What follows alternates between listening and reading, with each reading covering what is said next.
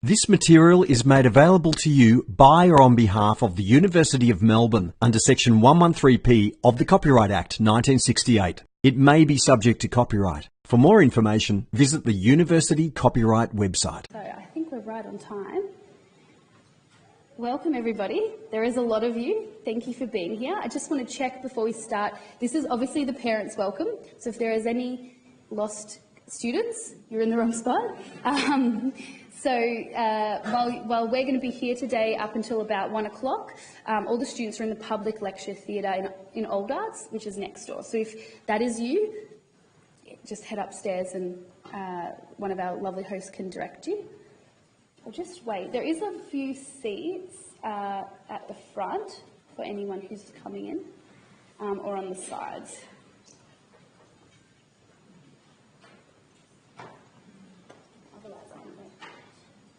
So my name's Sam, I'll be hosting today, but first it's my pleasure to introduce Professor Kwong who's going to speak to you briefly about the program. So if you want to join us, Kwong.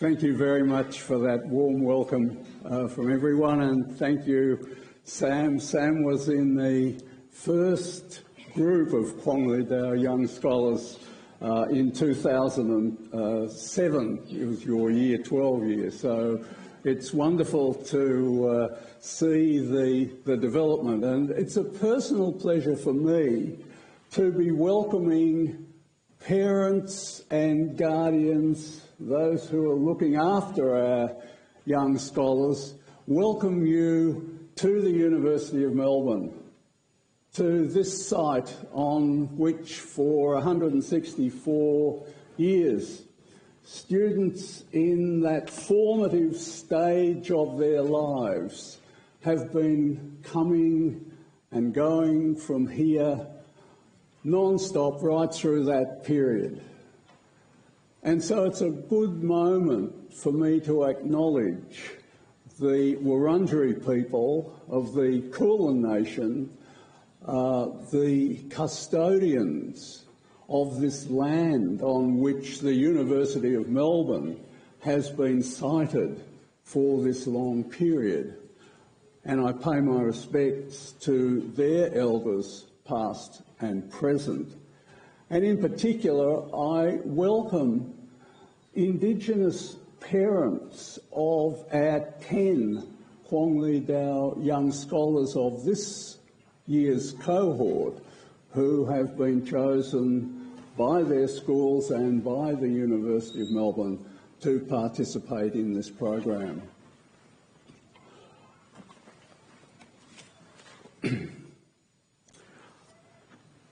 I hope that you will be enjoying this occasion today.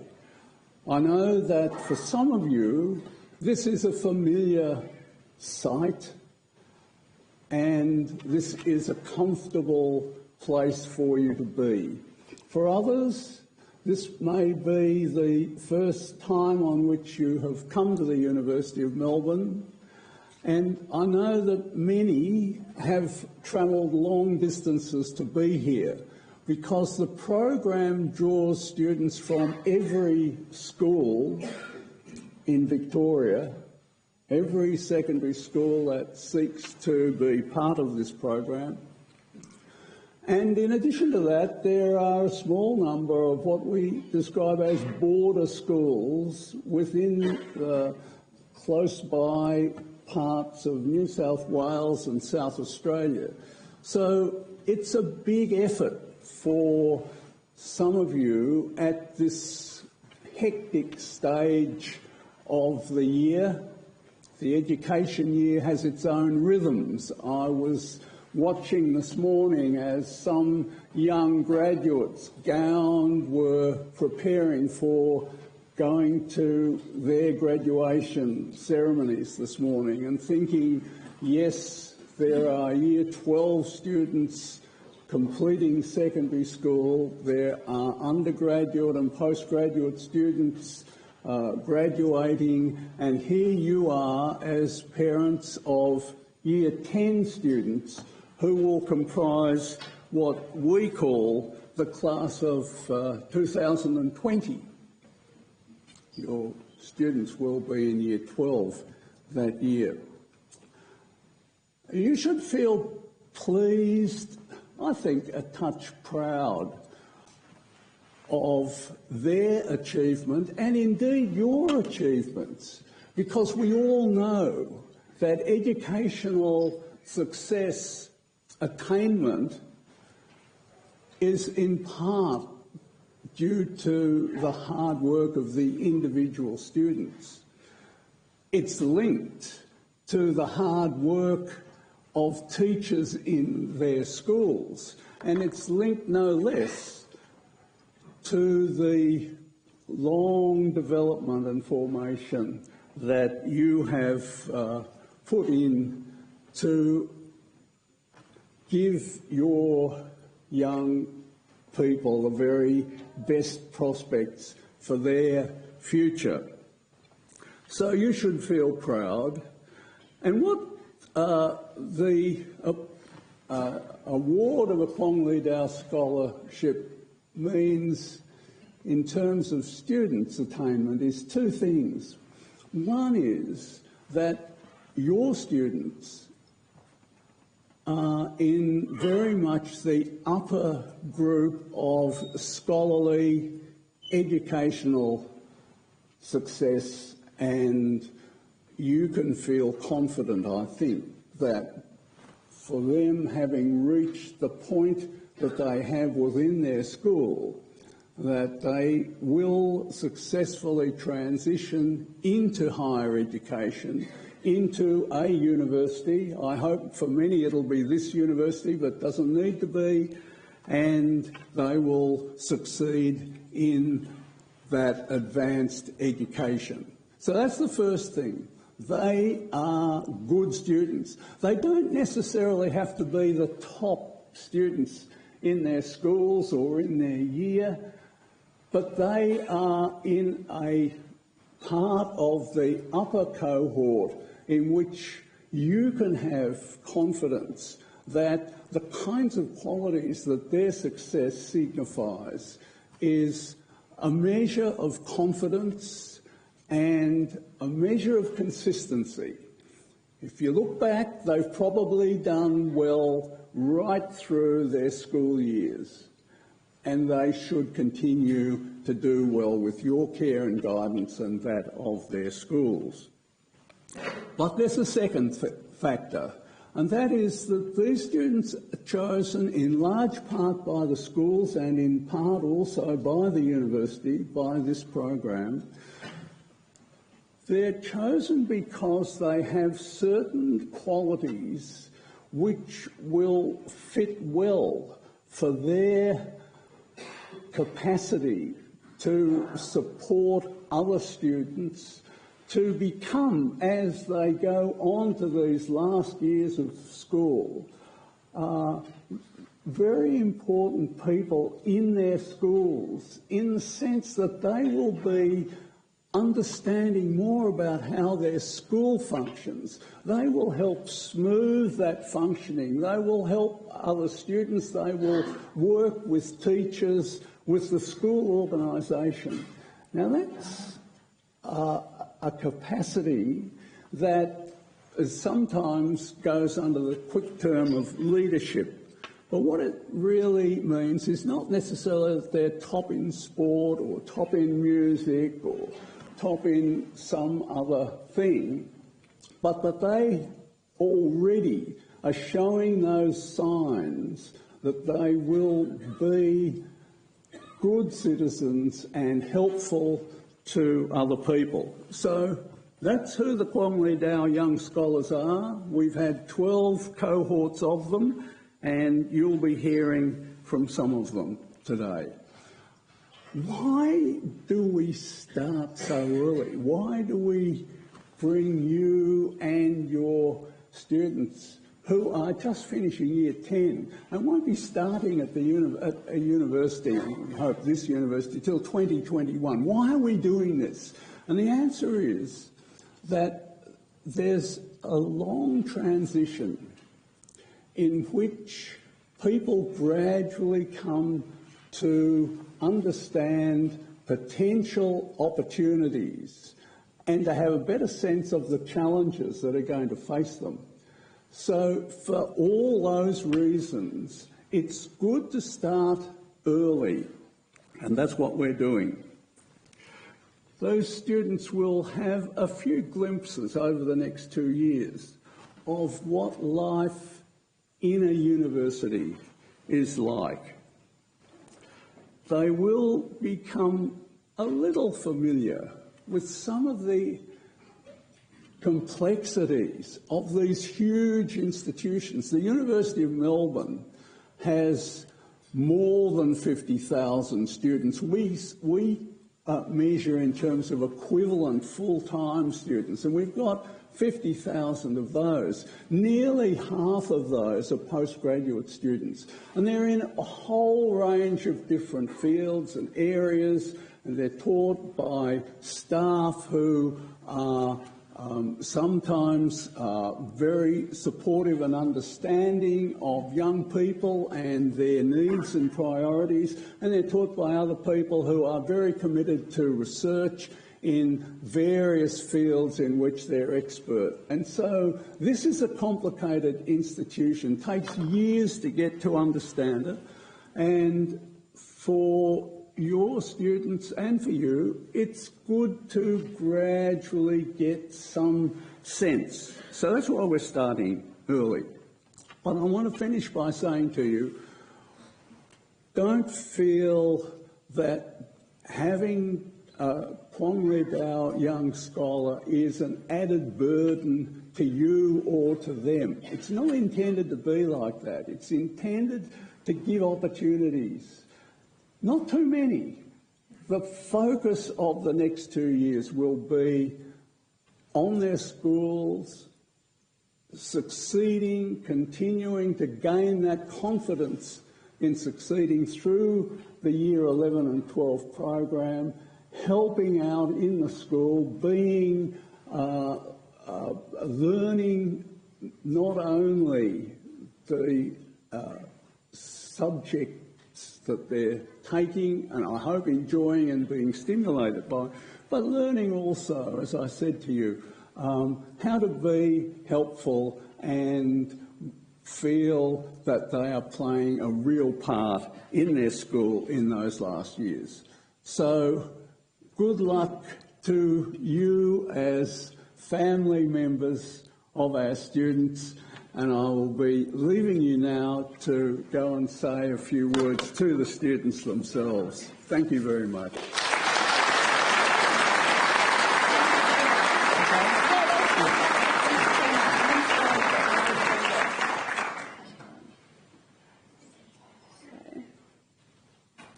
Let me just test this.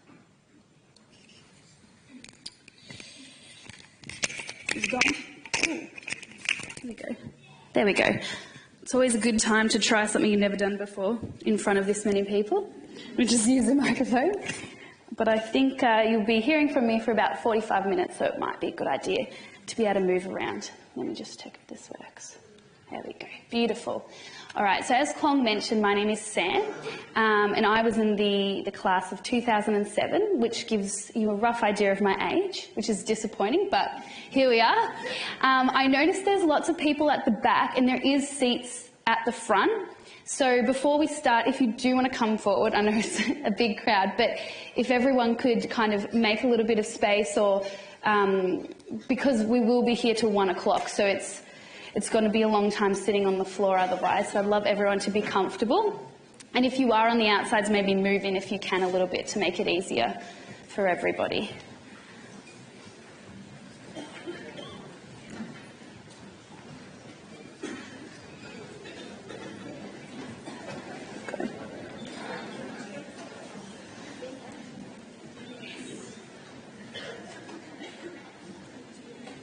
Fantastic.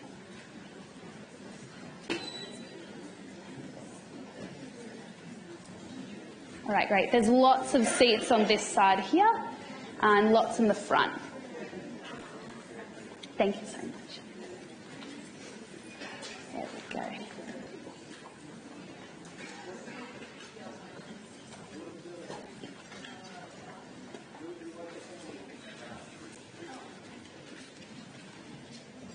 Beautiful, excellent. Thank you for bearing with me through that.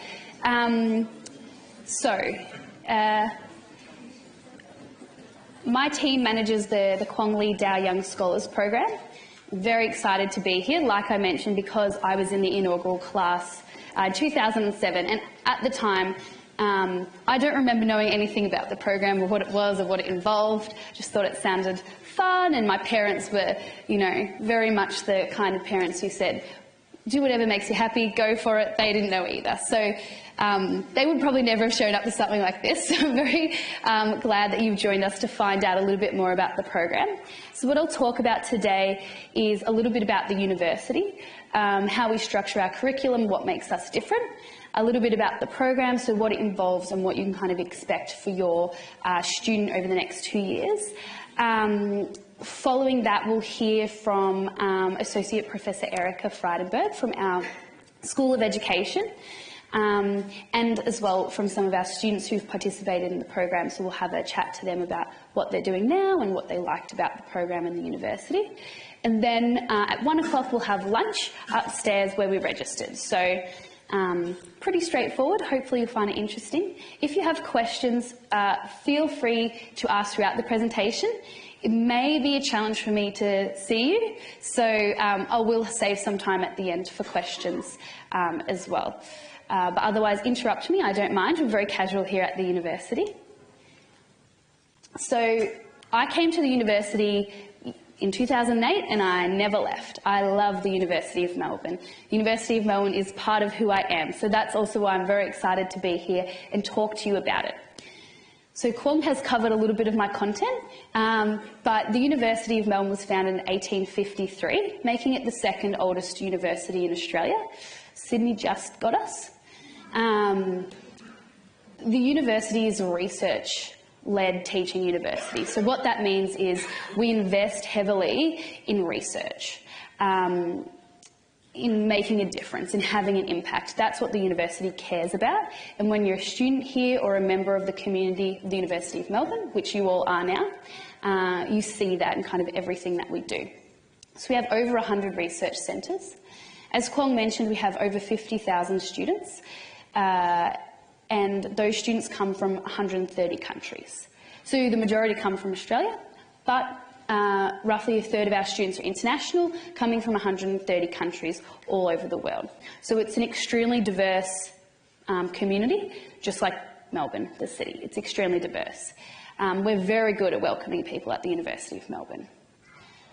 As Kwong mentioned, roughly half of our students are in a graduate degree, so they're studying a master's or a PhD. The other half are in an undergraduate degree, so they're studying a bachelor degree. One thing that we're extremely proud of at the university is our rankings. So there are kind of 3 key bodies that rank universities all over the world based on the quality of their teaching and learning, the quality of their facilities and the academics who work there, the impact of their research, and their kind of international connections and exposure. So all of those things are factored into our ranking as the #1 university in Australia. And we are currently ranked number 32 in the world, which is phenomenal if you think that Australia has 41 higher education institutions, depending on how you count, and we're kind of one of the best. And in the world of thousands and thousands of universities, you know, the US has thousands of universities. We are in the top 50. That's something we're extremely proud of. What does that mean for you?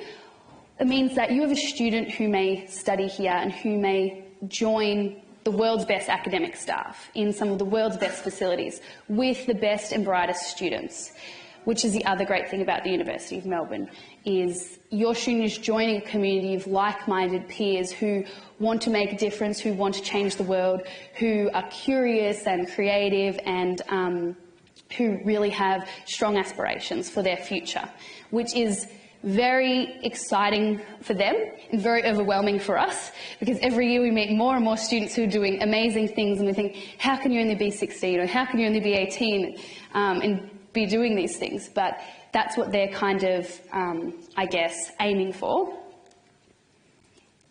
And what it also means is that graduates of the University of Melbourne have a very well recognised degree. Employers all over the world know the quality of the teaching and learning that happens here, the academic rigour that the student has experienced, and basically what that boils down to is you can get a job, which I know that parents care a lot about. I have spoken to many parents who's asked me, what's the best job you can get, or what's the best degree for a job?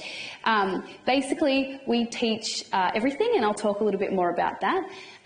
But we're currently ranked #1 in Australia for employer reputation, which means that employers know the quality of the degrees that we have and want to hire our graduates. We're #6 in the world for graduate employability, which is pretty phenomenal again, given the size of Australia and the amount of universities we have compared to lots of other Western countries. 93% of our graduates are employed within 4 months of graduation, and we have organisations actively recruiting on our campus every year. So we hold careers fairs and events where all different types of employers can, come on campus, meet our students, talk to them again about their aspirations, what they can do after graduation. So I don't want to go too much on about rankings, but again, we're very proud of these things. This is what we're currently ranked #1 in Australia for, and as you can see, it's a very, very diverse spectrum. We're currently ranked top 10 in the world for education and law.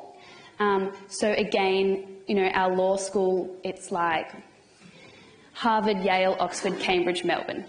That's the kind of set of institutions that we're considered with through these rankings, and obviously that benefits your students. All of these were also ranked top 20 in the world for. So, what is the program? What actually is the program? Basically, it's an academic enrichment program where over the next 2 years your student will have access to events and initiatives and opportunities by virtue of being part of the program. This year we had nearly 2,000 students apply, and we selected just over 550. So it's not a small program, but it's not extremely large either. We feel like we've got the balance right in terms of size, so that we can offer these opportunities and really have a good connection with all the students that we have included in the program.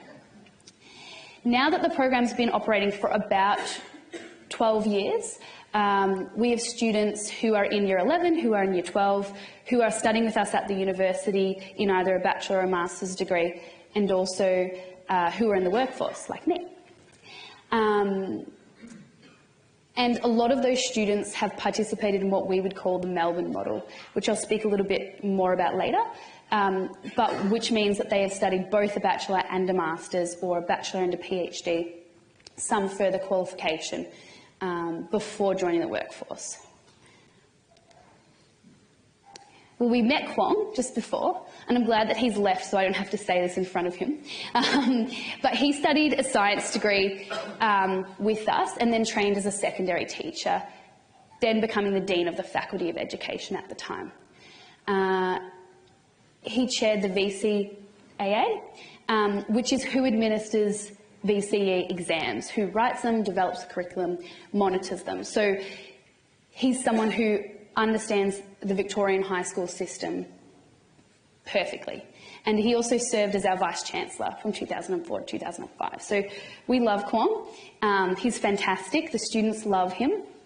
And I guess for you it's great to know, who the program's named after, what we're kind of working with here. So some benefits.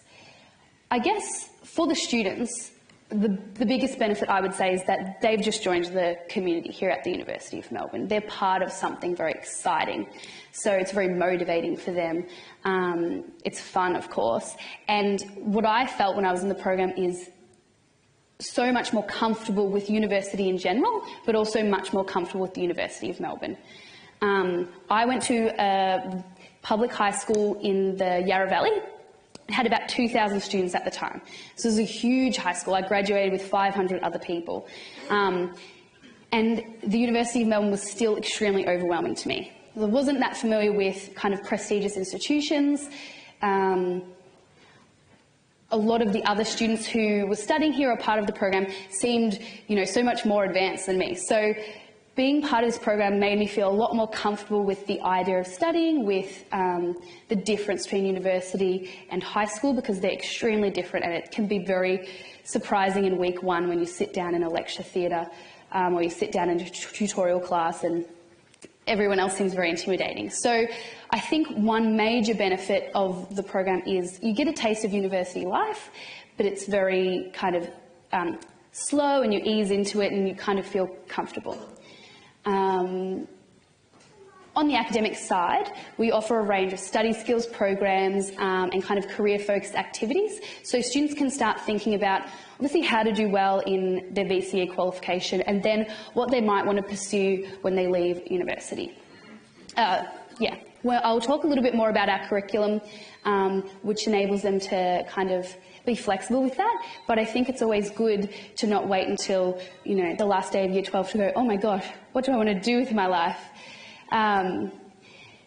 They also have the opportunity to meet the other students, to meet high-achieving students, and then kind of from a more administrative perspective, they can borrow from our libraries, of which we have 13. We do about 2 million book transactions every year. So it is extremely exciting for them to be part of that. And we also finally administer an online portal, which we release kind of resources and programs and literature for them specifically. So for you, I guess the other thing is, what can you expect in terms of what are we going to ask of you, or what are we going to ask of your students? Basically, they'll be invited to events and they'll be invited to engage with us. In Year 12, we offer VCE summer school and winter school, so we also offer revision lectures and some subsidies for the cost of those just to our Kwong Dow Young Scholars. On Open Day, which is in the third Sunday of August every year, and Course Information Day, which is actually next Monday, we offer Year 12 students, so in 2020, kind of special access opportunities on those days. So they have access to different sessions or lounges based on their involvement in the program.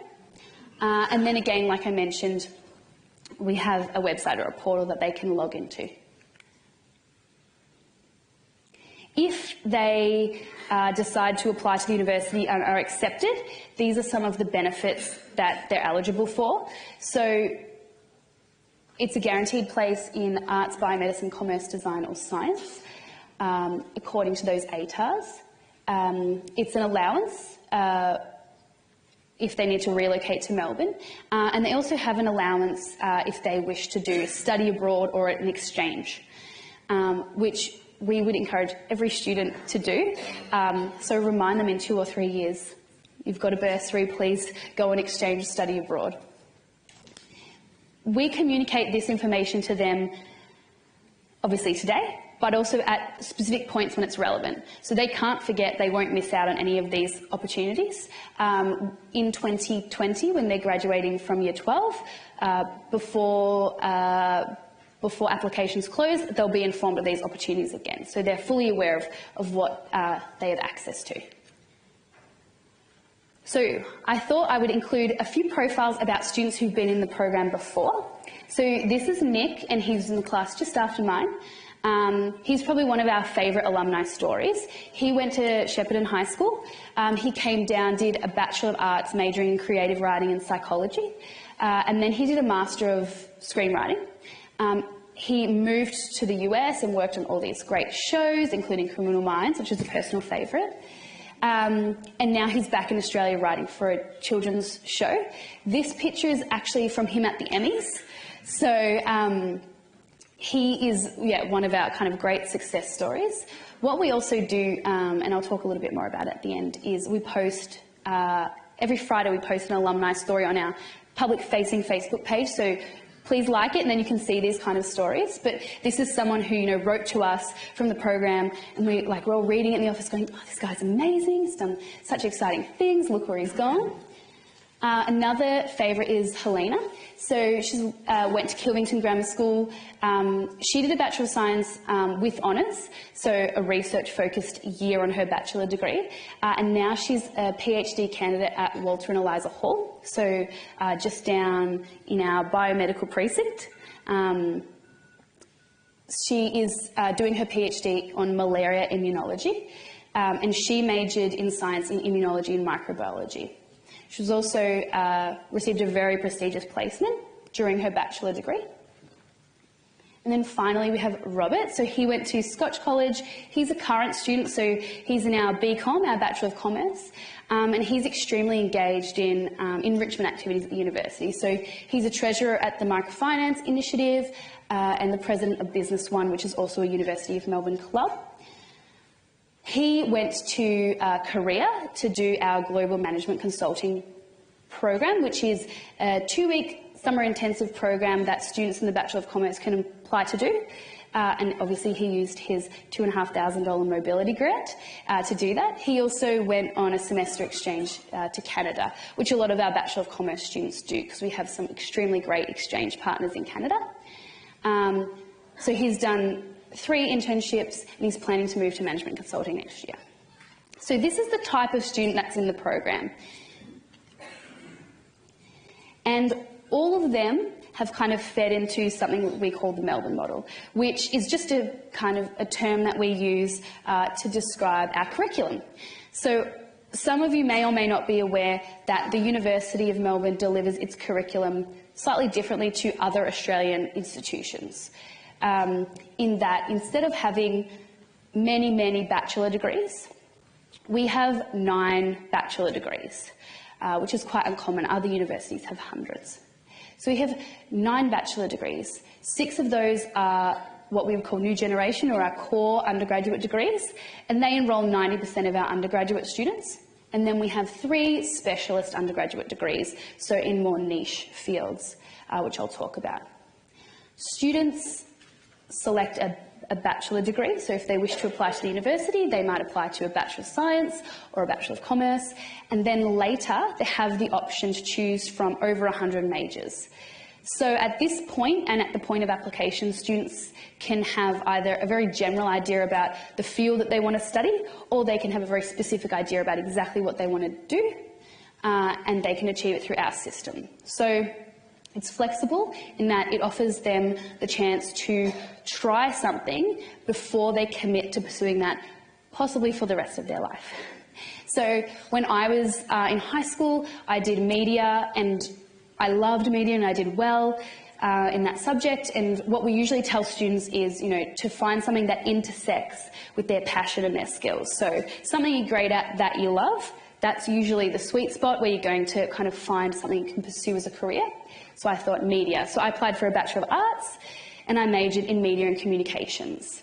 And during that study, I tried a marketing subject, which in high school you would never have the opportunity to study marketing. You probably never have the opportunity to, study dentistry. You don't have the opportunity to fully appreciate things like law or, taxation or finance. You just don't know. So it's so hard when you're 17 or 18 to say, well, I want to be a lawyer, I want to be a doctor, I want to do X, Y, Z. So I tried this marketing subject and I loved it. And so I pursued a Master of Marketing after my bachelor degree. So that's kind of what we refer to as the Melbourne model, a bachelor degree plus a master's that enables you to qualify or practice in a certain profession. Lots of our students just do a bachelor, and we receive lots of students who've done something else and then come and do a master's with us, but a large group of them do that bachelor plus master's. So even though we have those 9 bachelor degrees, we have over 400 master's level degrees, so master's or PhD programs. And this is kind of how it looks. I find this picture quite disconcerting, but all my colleagues say that it makes perfect sense, so I'm going to go with it. Basically, students come for a 3-year bachelor degree, our undergraduate degree, our big circle. Their options after they graduate are to move into a career. So lots of our Bachelor of Commerce students, for example, I come and study a 3-year Bachelor of Commerce, I major in accounting and management or finance and economics, and they might move into an accounting firm or a management consulting firm or the workforce in some other capacity. Otherwise, I can study a graduate degree, so a master's degree. So I might come and study a Bachelor of Arts and then a Juris Doctor, which is our law degree that qualifies students to become lawyers. So then I might do that and move into my career. The other pathway that we see a lot of students pursue, especially graduates of the Kwong lead our Young Scholars program, is graduate research. So we do have a group of students who might come and study a Bachelor of Biomedicine and then pursue honours here and then move into a PhD, for example. That pathway is also extremely common for students who want to become psychologists. So I'll talk a little bit about some of the key pathways that we offer in a minute, but this is how the model works. If you know from day one you absolutely 100% want to be a lawyer, you can apply to us and follow that pathway. If you're not sure and you think, well, maybe I like physics, but I don't know, or I really like maths, but could I do it forever? You can come and study that with us and make an educated decision after you've experienced what it's actually like to study maths or physics at university level. So these are our areas of study. So agriculture, oral health, and fine arts are the bachelor degrees that we would call our specialist degrees. Obviously, fine arts, agriculture, and oral health are quite niche. Our 6 core underdegrees are our Bachelor of Arts, Biomedicine, Commerce, Design, Science, or Music. But these are the broader areas of study that are available within those. So education, engineering, law, IT, and veterinary science are graduate level studies. So students can major in those fields in their bachelor degrees, but they qualify to practice at the graduate level. And if I knew this was my next slide, I probably wouldn't have just said all that, because this says it better. I'm a bit prone to winging these things, but I've probably never done it in front of this many people, so it's a big day for me. I'm very excited. So like I said, our 6 core bachelor degrees, our 3 specialist degrees. We also offer a diploma in general studies, which is a pathway degree available to domestic students only, which is an alternative entry point for high school graduates, but they study at our Dookie campus, so 3 hours regional. And generally students in that program move into agriculture, but they also have access to arts, commerce, biomedicine and science. And if anyone is interested about that specific program, that's something we can talk about over lunch. So I have made a point of mentioning that our model emphasises graduate study.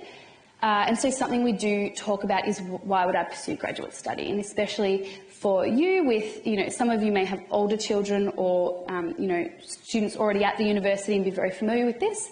But if this is your first kind of high school applicant and they're only 16, graduate study seems a very long way away. But basically, students who study the bachelor and a master's degree typically experience a faster career trajectory. On average, they earn more, they're more competitive in the workplace.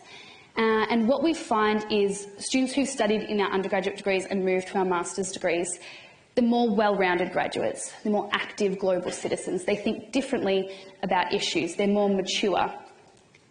And so that kind of maturity and that kind of perspective and points of reference is extremely relevant in careers like medicine or law or teaching.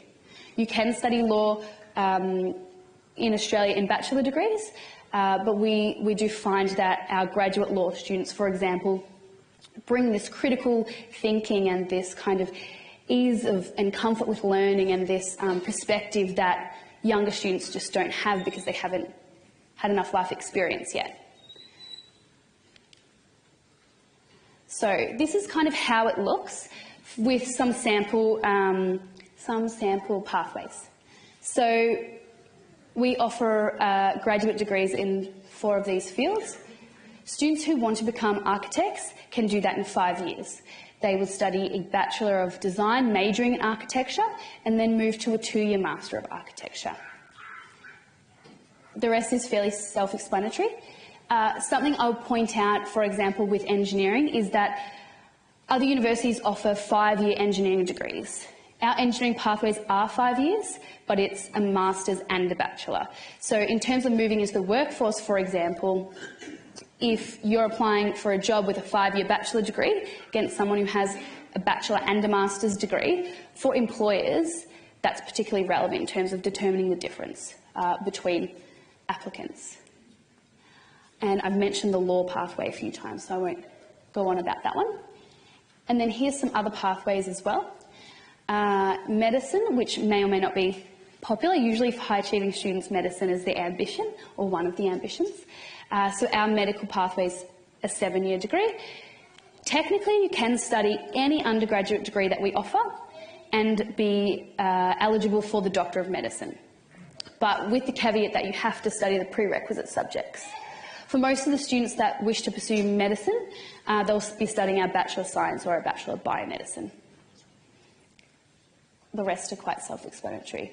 Again, at lunch, a number of my colleagues will be joining me, so if you do have questions about these kind of pathways or programs, then you can ask me or one of my colleagues. Will be well identified.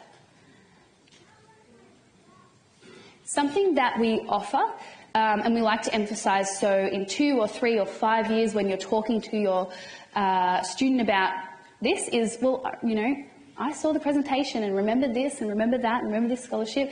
And one of them is, remember that we do offer guaranteed entry to graduate degrees from high school. So for students achieving certain ATARs, they have a guaranteed place in a postgraduate qualification if they want. So if they're interested in pursuing undergraduate and graduate study with us, but they're nervous about the transition between the 2 degrees, this offers them some peace of mind. Something else that we offer, and this is new, so we're kind of talking about it every opportunity, is graduate degree packages. So this is the opportunity for students to apply for both a bachelor and a master's or graduate program at the time that they apply through VTAC in Year 12.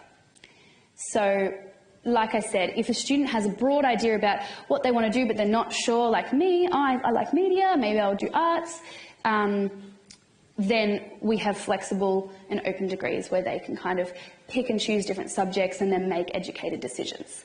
But also, if your student is someone who's like, I'm 100% confident that I want to become a vet and I'm never going to change my mind, then they can apply for a bachelor plus master's program at the same time and know that for the next 6 years, this is the pathway they'll study and this is what they'll do. So again, we'll talk about this over the next 2 years, but it's just something to be aware of and something that we offer that's quite new. This is an example, just I guess to kind of cement it in your mind. For students who want to become engineers, engineering is one of our most popular graduate study areas. If you want to become a biomedical engineer, you may apply for our graduate degree package in biomedicine plus engineering. The ATAR is listed there, and there are prerequisites that the student will need to study in their bachelor. But again, from the outset, in Year 12, students can apply for graduate pathways with us. They don't have to kind of wait until later. Something else that I wanted to emphasise, especially because I know lots of you have travelled quite far to be here, is that we have a special entry access scheme called Access Melbourne. Roughly 30% of our domestic undergraduate students are admitted through this program. So quite a large range of our students have come through Access Melbourne.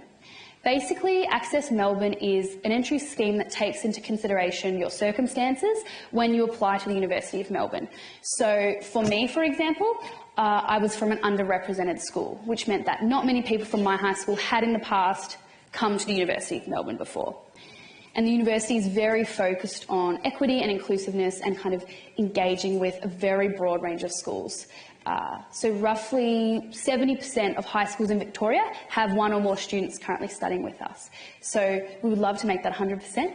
And this is one way that we kind of address that. I guess things like from a rural or isolated area, underrepresented school, being a mature age student or coming from outside of high school, kind of more administrative points that you apply through the program, but we do also take into consideration exceptional circumstances that your student may have experienced during their Year 12 study that has impacted their performance. So things like a medical condition or a disability or difficult family circumstances.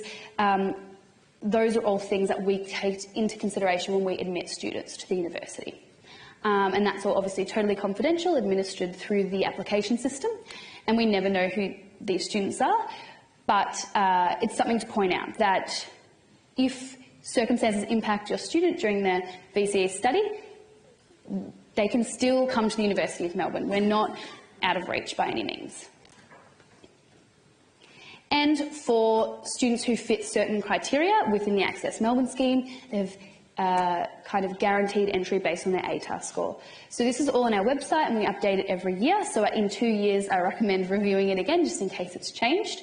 But this is what it looks like now. So they're required ATAR, for example, if they are from a rural isolated area, they want to come to the Bachelor of Science, 78 or more, you have a guaranteed place in the Bachelor of Science as long as you apply through Access Melbourne.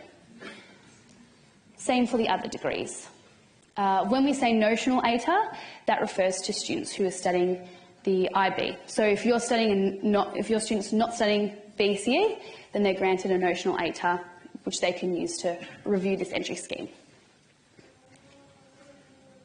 So, oh no, I'm still going. So this is a long way away, but like I said, third Sunday of every year, we have an open day. Obviously, again, your students in Year 10 moving to Year 11, so it's going to be a long 2 years. You don't need to come to every event and engage with us at every point. But the next, I guess, big chance for you to engage would be an open day. So your student will be invited to an exclusive lounge, you're also invited, and then we host some exclusive tours and a few other things for our KLD students. So I guess it is important to remember, so the program is for the students, not for the parents, but there is options for you to engage with us as well.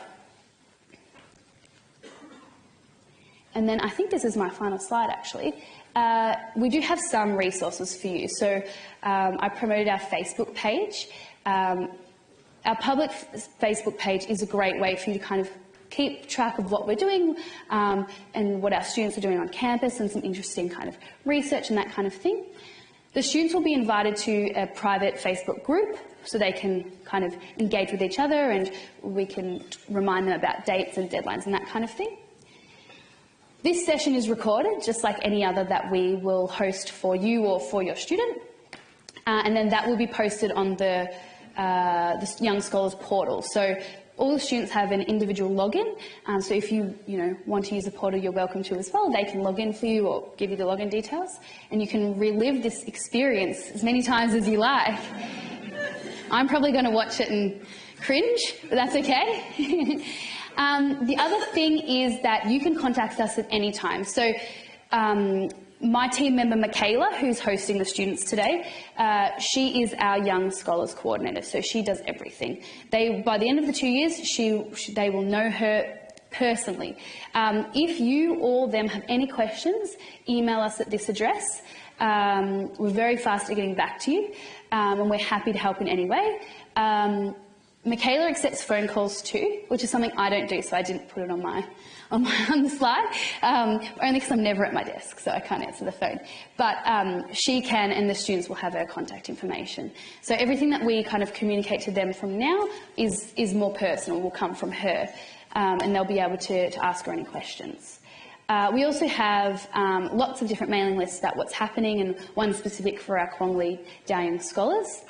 So they'll get emails, but you can sign up as well to receive them, I think, at this website.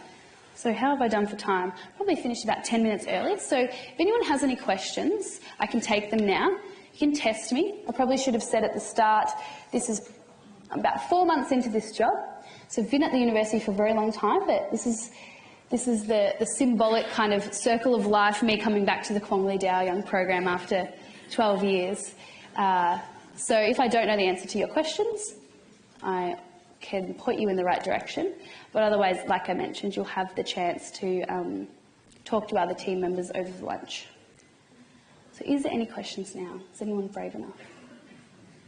Oh, there isn't. Yes. How do you sign up on your mailing list? So just at this website, there's a number of kind of options. You or your student can indicate areas that you're interested in. So you can say, I'm interested in biomedicine, or I'm interested in everything. We have lots of students who say that. And then they probably receive 30 emails a day and wish they never did. I don't know. But that's the best way to connect with us. So we recently did launch this new website as well, Study.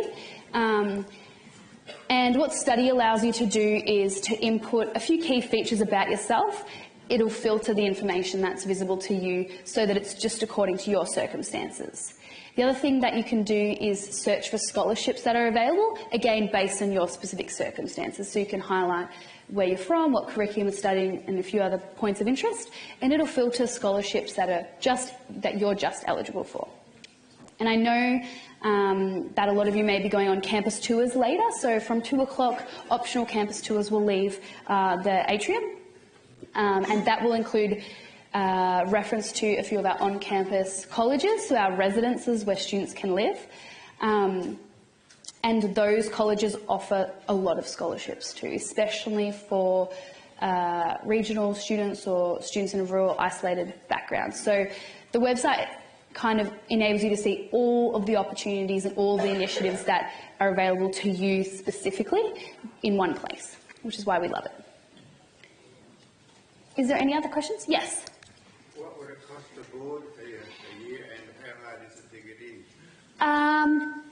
2 questions. So for anyone who didn't hear, it was the cost of living on campus and how difficult it is to get into the colleges. So there are 12 colleges, 11 accept undergraduate students to live there. So there's one that's just for graduate students, but the 11 also have graduate and undergraduate places. They vary in size. So the smallest one has maybe about 55 undergraduate places, and the largest one has about 380 undergraduate places. So what we say about getting in is that all the colleges have a different community, and they're looking for students who they feel confident can contribute to their community, or who will fit in, align with their values and that kind of thing. So even though it's not helpful, we usually emphasise that it's not a competitive process in terms of I'm competing for a place against someone else. It's more about I match the college. We're a good match. We fit well. Every year, probably, I would say 400, 500 students miss out on a college place. However, we have just introduced something called the Melbourne Accommodation Program, which is a guaranteed place in university-owned or third-party-owned accommodation, which is separate to the college system. So students can apply to live on campus in our college residences, but they can also apply through our Melbourne Accommodation Program to live in our university-owned accommodation or a very well-vetted third-party provider. So I didn't actually include that information in this presentation because I thought it might be a bit too early in the conversation, but apparently not, which is great. But what it means is your student can get accommodation with us no matter what, if they want it. I personally lived at home when I was studying, which meant I was travelling a lot on the train. But lots of students want to relocate to campus, so they can apply through the college system. If they're unsuccessful, they have access to the Melbourne Accommodation Program. The cost varies a lot. So in the brochures that your students will receive today, there is a cost table, and we say residential college varies between $270 to $700 a week, depending on where you live and what it includes. So it is expensive. On-campus accommodation includes furniture, 3 meals a day, 7 days a week, Wi-Fi, utilities, bills, everything, literally everything. So it's one price for everything, whereas other accommodation options may not include meals, for example, and the students cook for themselves or have shared bathrooms, or an apartment with 4 bedrooms or a studio apartment. So the features of the accommodation really dictate what the cost is. But one thing about the colleges is that they have significant range of scholarships as well to subsidise the cost of living. So Probably, you know, in a year or two, the cost will be different. I'm not sure. It does change time to time, but that's kind of indicative costs. And again, it's in the brochure in quite a lot of detail. The brochure also includes a lot of other information about costs in terms of what students can expect to pay for transport and for books or for equipment that they might need for their degree, that kind of thing. It also includes a lot of information about HECS and about help. So HECS help and fee help loans, so loans and subsidies from the government that students can access to offset the cost of their study. Just see what the time is. Did anyone else have any questions? If we don't, oh yes, Erica. I'd like to just ask, do you ever bring the parents and the students together to get the information and to have the interchange? Because I realise the numbers are huge. Yes, great question. Thank you, Erica. And we'll be hearing a bit more from Erica later. We do bring parents and students together. So today, the tour will be the point at which you come together again. But when we communicate to you and your student at the same time is at Course Information Day, which will be the Monday after results are released in 2020, so book it in. It's always a risk making jokes in a room this size, so I'm glad that that kind of worked. On open day as well, you will be invited with your student to the lounge, for example, to tours that we host just for Kwong Dao Young students, and at a few other touch points. The other super exciting thing, which we're doing for the first time on Monday, so again, if it goes well, in 2 years' time we'll host it again, is a celebration breakfast. So on Monday we're going to celebrate with all of our graduates of the class of 2018, with Kwong, of course, and with a few other guest speakers, over a kind of brunch-style breakfast where we'll recap a lot of this information at the point that it's very, very relevant. So we do bring you together so you can hear, because I know sometimes kids saying, I never heard that, I don't know what you're talking about. And you say, well, I know, because I went to the presentation and I saw it. So we'll bring you together so you both hear the same information at the same time too. And it's fun. I think I'm going to wrap it up there. Like I've said a million times, over lunch, please chat with me or any of my team members about any questions that you have. We also have student hosts that will be joining us, so you can ask them questions at 12:30. Otherwise, I will hand over to you, Erica. So I'll give you... There we go. Give me that one. Get this. Well done.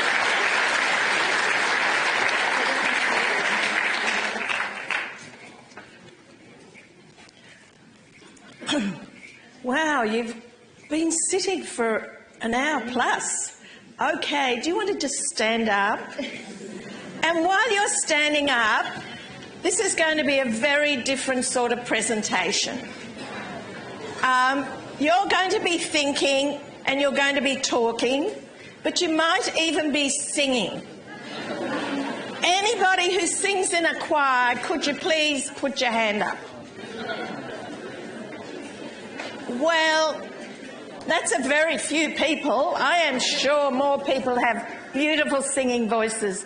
We're going to be singing, we're going to be thinking, we're going to be talking to each other, and I'm going to have the challenge of sharing some 25 years of research with you in a field of coping that I hope is relevant for you, for your students, across the lifespan. So as I go along, perhaps I'll do a little bit of background of why I'm here. I'm most probably here because I love learning and I still do a lot of research. So, yes, just say hello to the person to the right or to the left if you don't know them.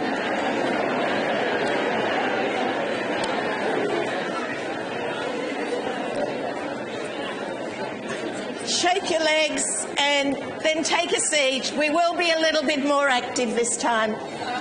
Sam, did you want to introduce me? What would you like me to say? Or shall I just introduce myself? Is that okay? Okay, Yes. and maybe just give me a single half time. Yeah. Okay? Okay, Sam suggested I introduce myself to you. I did graduate at Sydney University, which was number 1 too. I have been in Melbourne for a long, long time, since the 1970s, had a career as a school psychologist, and then subsequently in the 1990s I came on staff to the University of Melbourne, where I've been training school psychologists and also doing a great deal of research in the field of coping.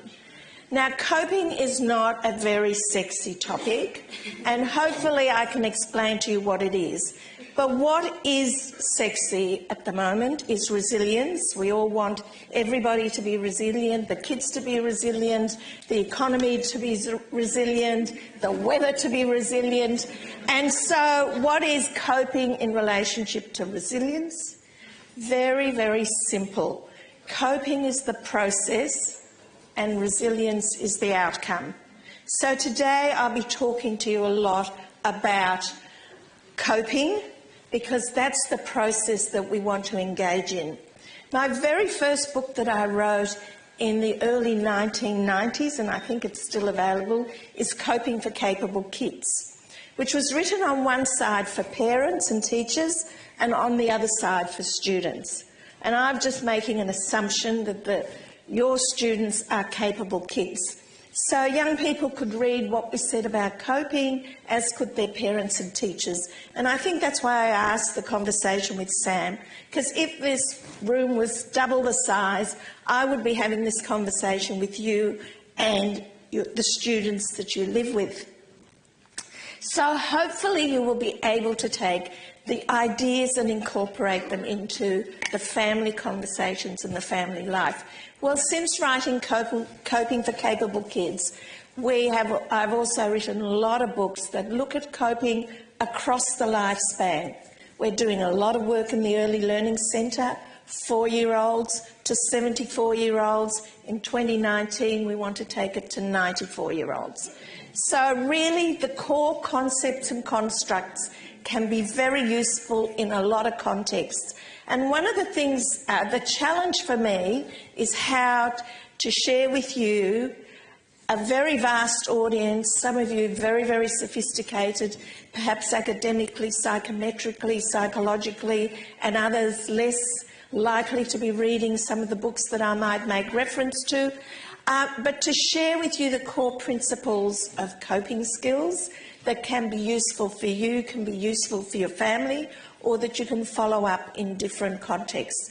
Because really we want to also think in terms of thriving, how we go beyond coping to thrive in our everyday lives. I was at a school function last evening, a Year 12 graduation, but prize winners from the school. It was a 700-person school, a wonderful, wonderful evening, and there was a Kwong Li-Dao scholar announced. And that was highly, highly recognised. And I imagine maybe their parents are here, but really it's a highly valued opportunity, the Kwong Li-Dao experience, as is the University of Melbourne experience. Okay, long, long time ago, Maslow had a hierarchy of needs. And the hierarchy of needs, sometimes old, is not always wrong. Sometimes old is challenged by our current scientific methods, but basically the point of this is really to show you, which there we are, the basic needs of food, shelter, security, safety have to be met before you can move up to higher achievements. A lot of the young people you're involved with are at that level of wanting to do something because they're so capable, so enthusiastic, so motivated and so interested, self-actualisation. But the two areas here that really are still very important and one needs to always be focusing on is the sense of belonging, feeling accepted, loved and belonged, and having a good sense of self. And one of the things that we find with capable kids, they don't always have the same good sense of themselves in every aspect of their lives. Right? They may be the best at science and maths, they may even be the best athlete and whatever, but they may have other issues, relational issues. So as with all of you, and I'll actually give you some interviews that I've done with some high-achieving adults, really there are always things that we can really do well in one aspect of our lives and not so well in another aspect of our lives. So being aware. But one of the things I always say, coping, we can always do it better. However I present this challenging presentation to you today, I will have to review it and say, what can I improve next time? And similarly with high achievers, similarly with your successes, and some of you are most probably really successful in the corporate world and others in other aspects of life, but always we can reflect on our coping and we can do it better. And I guess because I'm a practicing psychologist, I really have to believe that. If there's no room for improving yourself, why are we ever in the business? Okay, just moving on. This is the journey that I want to take you on today. Meeting the basic needs, we just assume that all your young people have got food, shelter, etc., but some of those other areas of belonging, esteem might need to be looked at.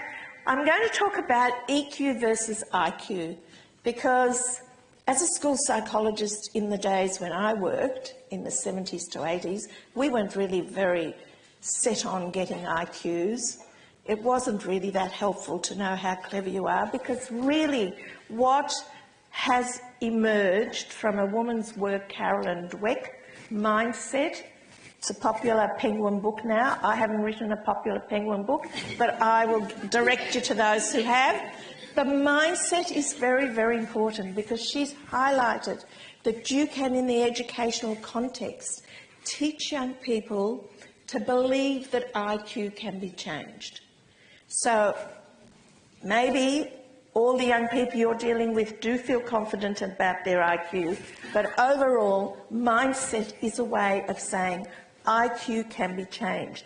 But since then also EQ, emotional intelligence, Daniel Goleman has written a bestseller. Mihai Csikszentmihalyi wrote a book called Flow. These have simple names, that's why they're bestsellers. EQ is perhaps more important in life than IQ. You might be great at the laboratory, but relationships matter. And we know that so much so that schools are focusing much, much more on relationship building, especially in terms of well-being, in terms of success. We know that surveys this year from the Australian Psychological Society, loneliness is the biggest issue of concern.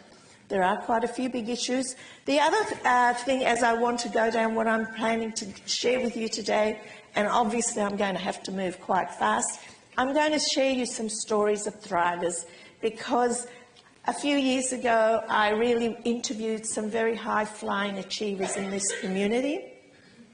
I could have done this whole session on talking about them and their successes, where the question I wanted to ask, above ability and opportunity. So this is an opportunity for young people. Ability is most probably they're born with or you've nurtured with them.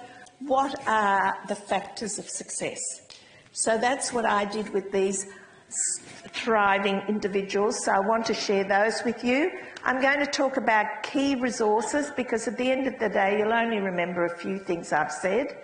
But psychologists measure coping, and this is the core of my work where with other colleagues I have actually articulated what coping is. So we'll talk a lot about coping, what is helpful, what is unhelpful, and some useful messages from other people other than myself and researchers other than myself, but really I just stuck that there yesterday to say we can all learn to cope better. So there's not only one way of coping.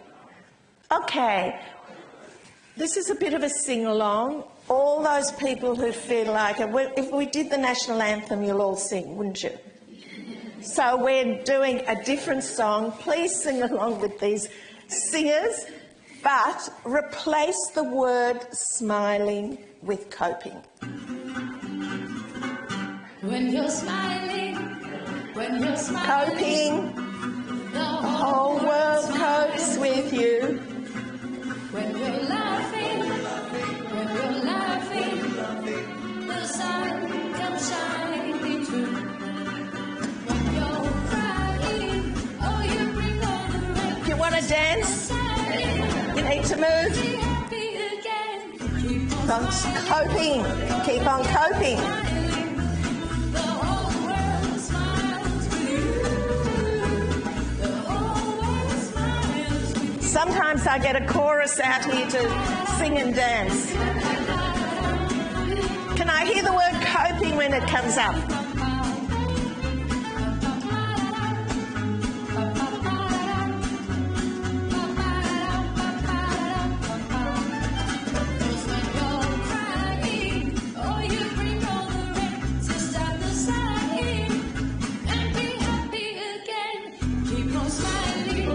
And you're coping.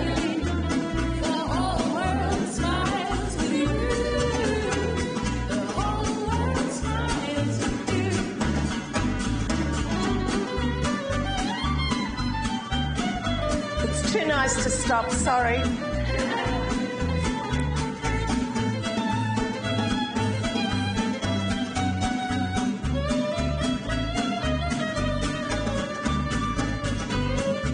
Dancing is a good form of coping. So is music a good form of coping?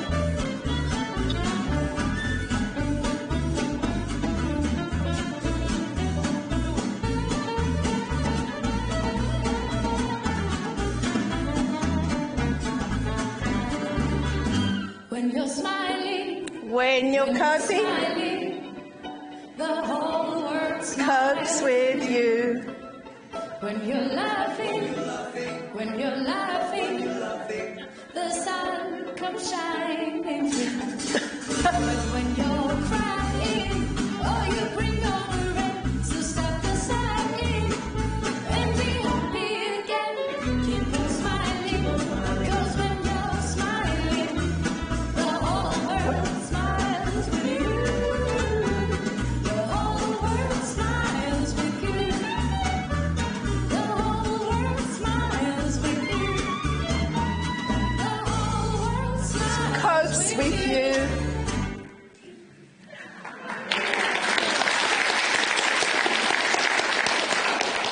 If you don't remember one more thing I say, you'll remember that dancing. And you'll remember smiling and coping. There's so much stuff about positive psychology and happiness. But in terms of coping, how we cope determines how others around us cope. I come home really tense from a day's work. I project that tension around my family. So one of the things that this work started a long time ago, as I said, in the mid-80s.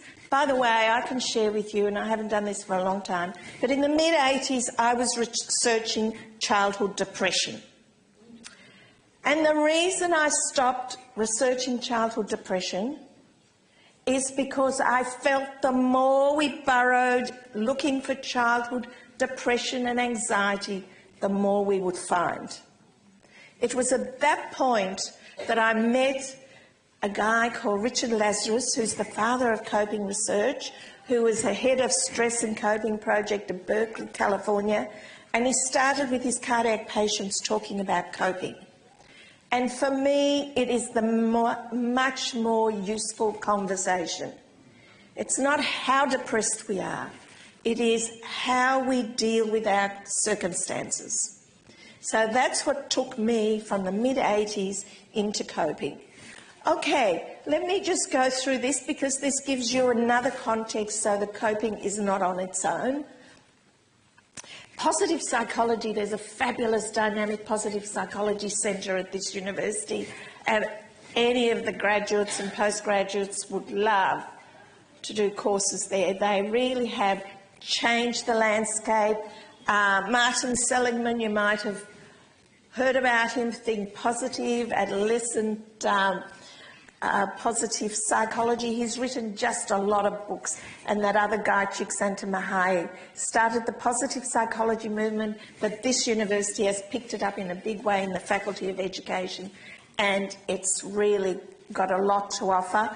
Mindfulness, the things I'll be putting up there is a lot of things that schools are already adopting, and they're out there in the workplace, they're out there in YouTube and whatever, but we are very much aware that stress we can manage a lot better, and mindfulness is a technique to manage it. And mindfulness is really staying in the moment, staying in the here and now. When I go to Pilates for physical exercise, my Pilates teacher brings in the mindfulness stuff. But it is a really very important tool, and there's lots and lots of books on mindfulness. John Kabat-Zinn was the first one.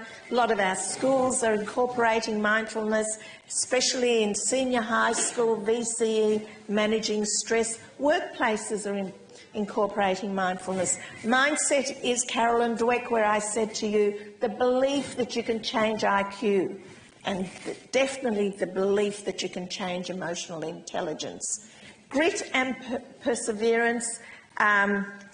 Duckworth is the author, and she's written a book, I think, on just called Grit. But basically, it's most probably something that your students have, because they most probably wouldn't have applied for this sort of program. They've got something they love, they want to do it, they want to succeed, and they want to persevere. But it all adds to well-being.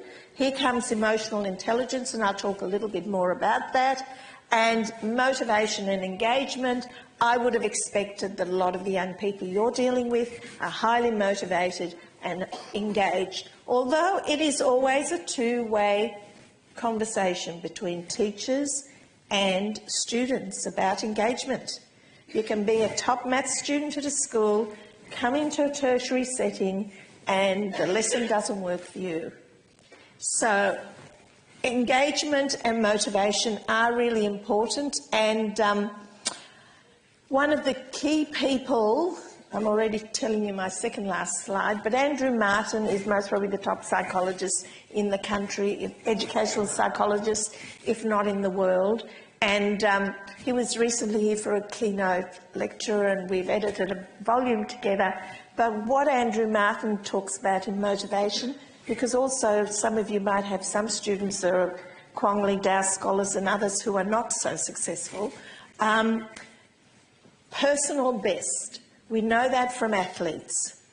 And this is the message. Andrew Martin's work is really top research, highly funded, thousands and thousands of populations, etc. But the core message from that is personal best. Focus on your personal best. And what I love about Andrew, I put it on one of the slides here because personal best speaks to high achievers. By the way, high achievers are often, capable kids are often more highly represented in the depression statistics than underachievers, because for them, the 99 is not good enough. We need the 100 or 101.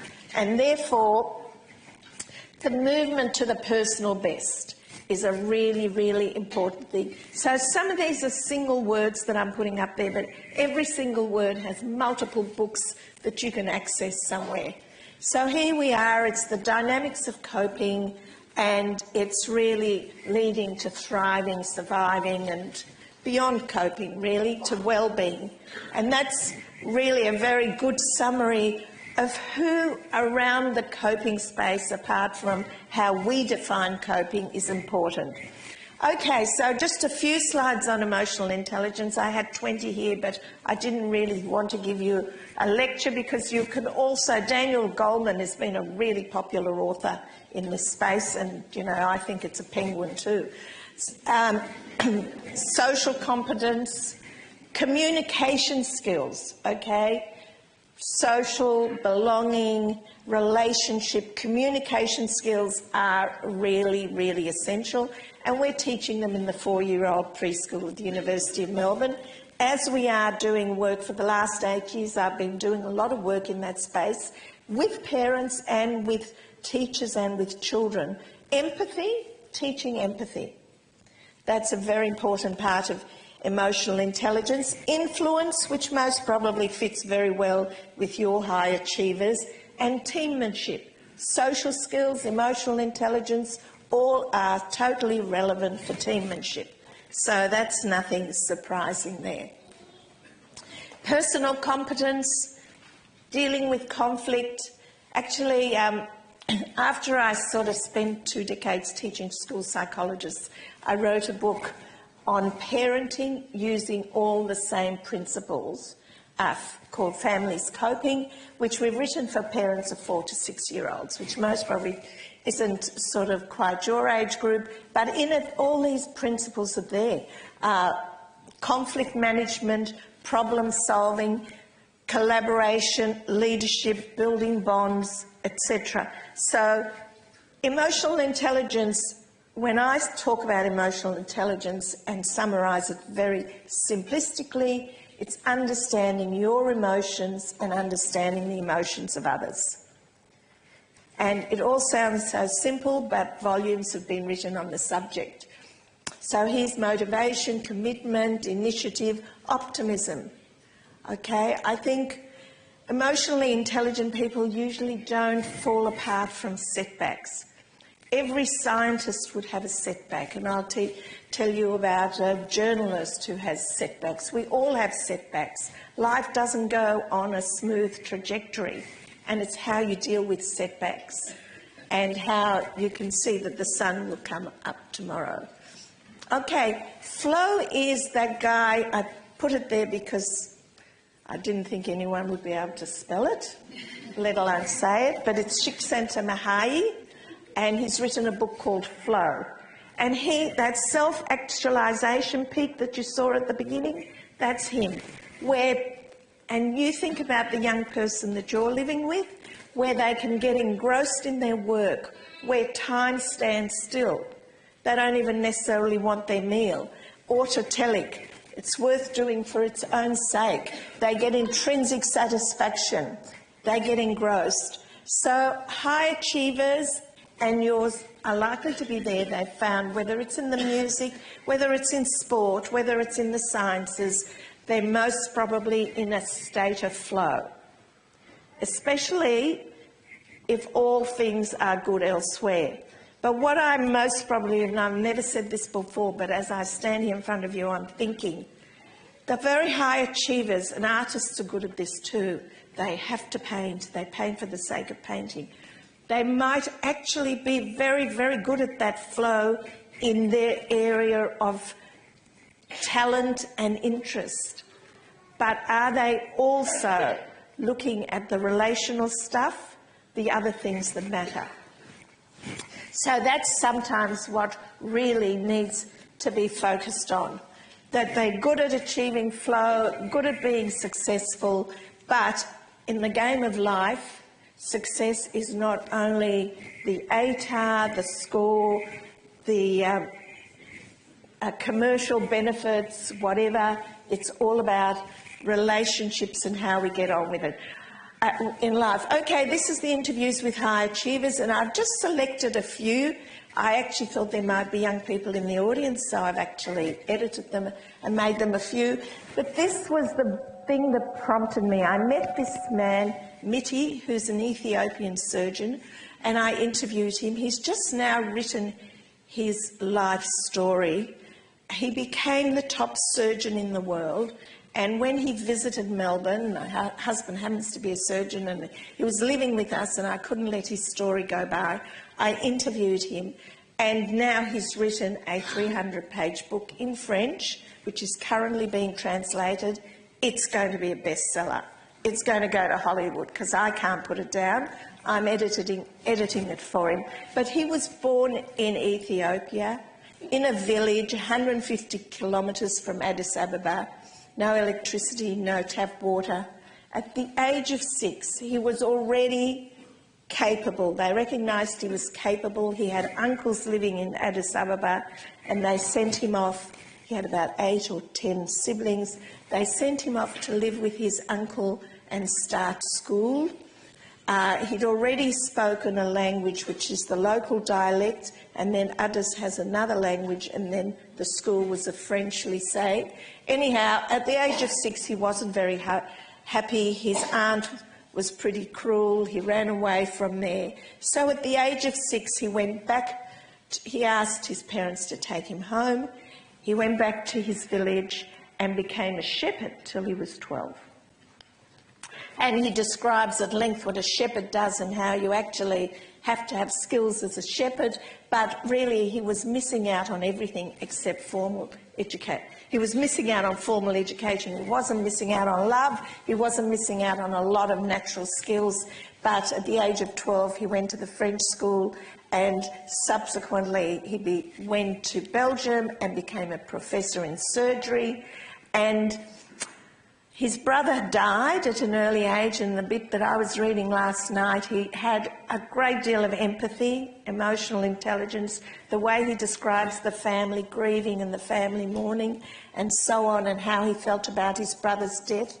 But nobody could explain the brother's death in this village, and that was his guiding principle for life, to try and learn how to stop death or how to escape death. But he also was very influenced by his father, and a lot of these high achievers have messages that either teachers or significant others have left with them, like don't try and move the mountain. Climb the mountain, do your best, keep growing, keep learning, but don't try and do the impossible. So making a judgment about what is possible and what is not possible. I know Richard Branson most probably doesn't think anything is impossible, but this was the mantra that Mitty left with, and since then he's got much older and he's written this very detailed life story for his children, and he's gone and set up a hospital in Ethiopia. And when he did have another personal family tragedy, his own son died, he just put his energy into developing a new invention. And that is what often people do. They often, when there's some disaster that besets them and they've got through that disaster, they do some social good. And doing social good is one of the very, very helpful coping strategies. And the social good could be just like smiling at your neighbour or taking food or whatever. Andrew was an Indigenous doctor. When I interviewed him, he was perhaps the first Indigenous doctor. And he grew up in an industrial city in south of Sydney, but he'd never been in a physical fight. He had the language and the skills. And a lot of our interviewees, in fact, Mitty, the Ethiopian, also talked about having the language to express yourself. And often, I don't know, some of you might even be grandparents, like I am, but often when you see little kids, you want to get them to use their words. And that's one of the things that really is important, having the language. So whether your high achiever is fabulous in the science lab, do they have a good collection of words and language so that they can cope with setbacks and use language? Jason is a scriptwriter, and he's been in our comedy festivals. By the way, none of these are real names. I've had to actually try and camouflage them. I had permission for the stories, but I didn't want to disclose who they are. Some of them are better known than others. But he talked about, very interestingly, we're in Melbourne. Melbourne is the city, capital city of sport, isn't it? He didn't like sport at all. He was a writer. He was good at English. His English teacher gave him lots and lots and lots of support and lots of encouragement. And he's gone on to America, or he was working for Huffington Post, etc. He's back in Australia. But as an academic, I know, but also as a journalist or as a novelist, you write and you write and you write and you send it off and nobody says it's terrific. How do you feel? Do you fall apart, or do you get up the next day and get on with it? And as he says, a setback is just an opportunity to take a different path to maybe the same destination. This is a quote I often use with VCE students. They didn't get the score, they didn't get into their first preference, but there are lots of paths to the same destination. I didn't put on here a tennis player that interviewed, you know, an Australian champion, Australian Open champion, and he said in tennis you have to learn to lose every day of your life. There are certain activities in life where you learn to manage setbacks or losses. And if you are playing those sports or have those opportunities, you might be better able to deal with setbacks. But certainly this was the scriptwriter. Now, Robin is a very interesting story because she is one of these amazing top musicians. Arthur Rubinstein found her, if you recognise those names, Curtis School. By the time she was 11, she was performing in front of presidents of the US and Brazil, and I think Lady Diana and Charles are there. So she was pretty capable. Her family moved to America. She's now back in Melbourne. But she did have a lot of setbacks. In fact, when she had her first child, she had arthritis. And if anybody here is a musician would know that that's not a very helpful thing when you've got, or when you're a pianist. But she has got through that and she's continued to work. And I thought some of the messages that her mother said, and she described it, I don't know, is anybody here a pianist? If you try and play Rachmaninoff, I'm not a pianist. It's one of those, David Alcott was the one who had that breakdown, if you remember that movie, playing Rachmaninoff. When there is a very challenging piece, and Rachmaninoff is one of them, her mother taught her, how do you eat an elephant? One bite at a time, right? How do you tackle a big problem? And also performers. See, for instance, if I really stuffed up today and got very poor response, I might have to say, next time it'll be better.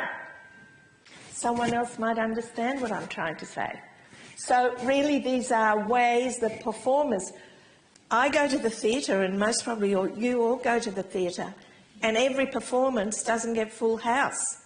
Every performance doesn't get the actors the accolades they most probably have really worked hard for. So how do they go home every night and then get up the next day? So these are the messages that we give each other, and we need to build up these messages. But what I've found when interviewing these people, that a lot of these messages came from their mentors or their parents or their teachers. Now, Livia is a judge, and she's gone on to even bigger and better things. She was very capable at school. She was a Melbourne University student. This scholarship wasn't available at the time, so she wouldn't have come here early, but you can see, but she was here already at 16. And a lawyer at 20. And what she talks about is approaching her work, and a lot of high achievers have done this, have explained to me. They sit down, and if they're at home, they're needing to look for a job, they make it into a working day. She made her university life like a working day. She describes in the interview how, you know, everybody was out at the pubs and drinking and out and doing very little work. She made it into a 9-to-5 working day. She also sees things as chunks. I don't think I've put on there, but one of the things she talked about was, I can be good in the courts. I can make decisions, you know, about people's lives, families' lives. Children should live with this parent, children should live with that parent. But when I get home and my kids are playing up, I fall apart. Okay, and that was the beautiful confession that really we don't all have all the skills to cope in all contexts. So we've got to really be able to reflect on our skills. Good. Okay, thank you. The conclusion is, though, there are resources, mentors, teachers, family, personal resources, capacity. Some people are born more optimistic, more positively disposed, and if I come from a family where people smile all the time, I'm more likely to be a smiley type of person, or maybe not. because people often react to how their families are. But we have got personal resources, just like your young person's IQ, ability, whatever, is a personal resource. Words rather than fists.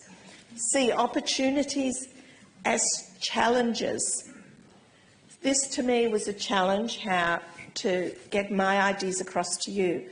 There's a lot of mantras or messages that people have, and I just put that last one in to allude you to what we're going to talk about in coping.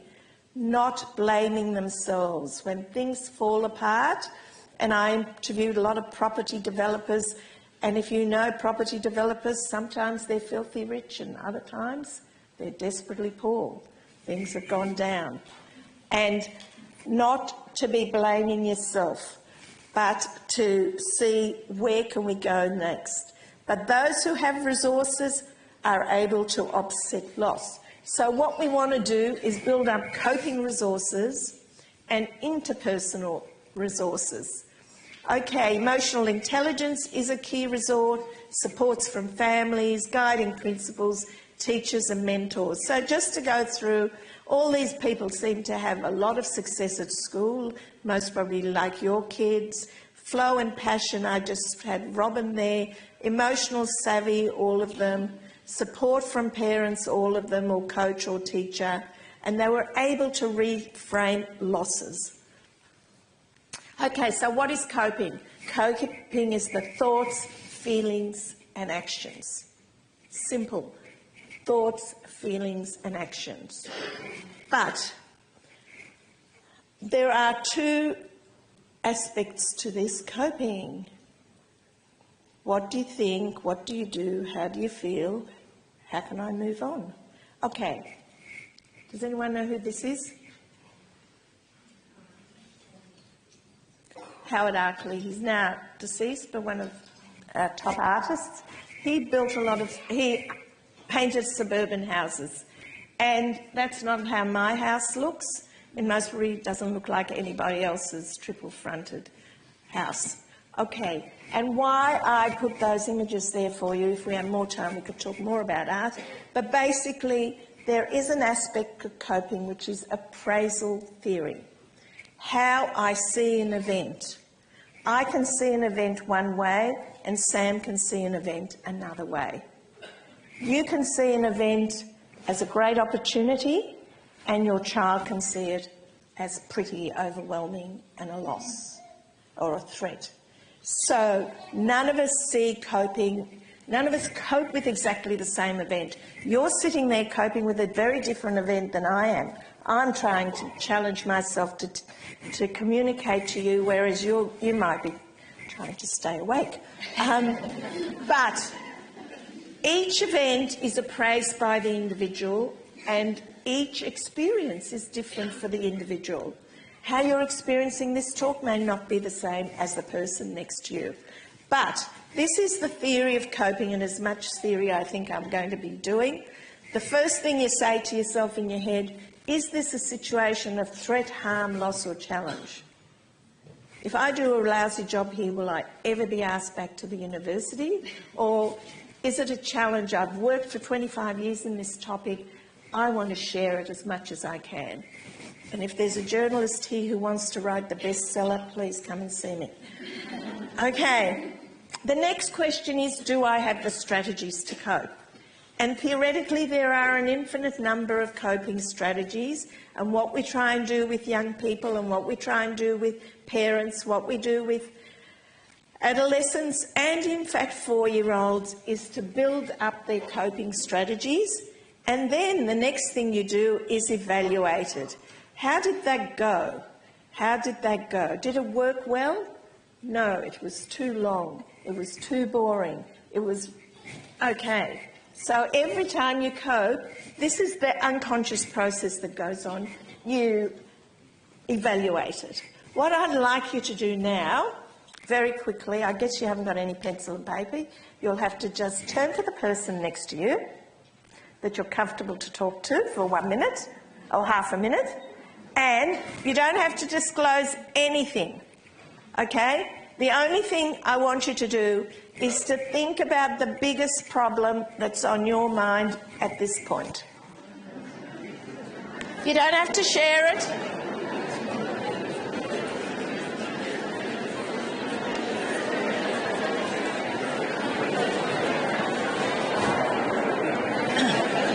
Okay. 10 past 12. So you've got about 20 minutes left. 20 minutes, I'll have to race. Okay. All right. Okay, this is very dangerous. You've got the biggest problem in the world. Think about how you cope. Just share one or two coping strategies. I said to you, coping is thoughts, feelings, actions. Okay? Just share a coping strategy.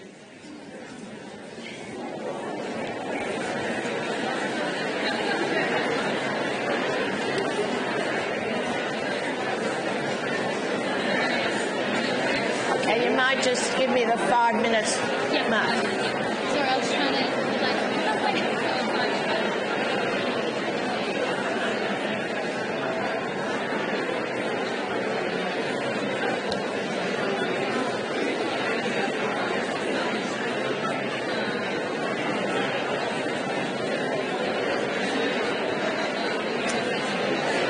Okay.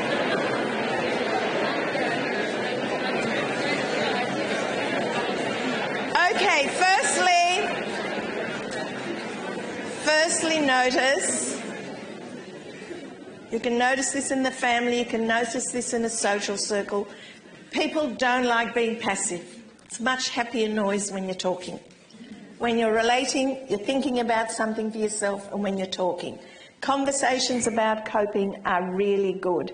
How many people could think of 3 coping strategies? Okay, notice the number of hands. How many could think of 1? How many could think of 5? Okay. I'm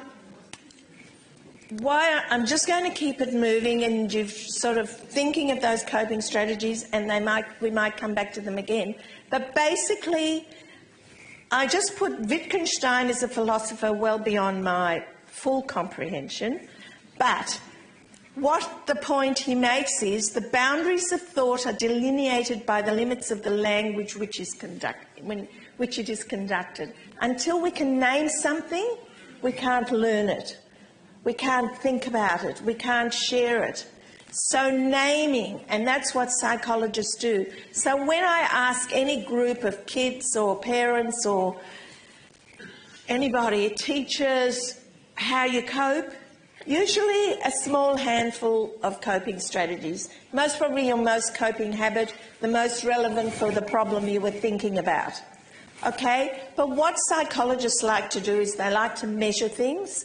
And so we generate thousands and thousands and thousands of coping strategies, and we go through what I call psychometric hoops, which usually takes about 5 years to try out, to see how comprehensive they are. Are they too many? Are they too few?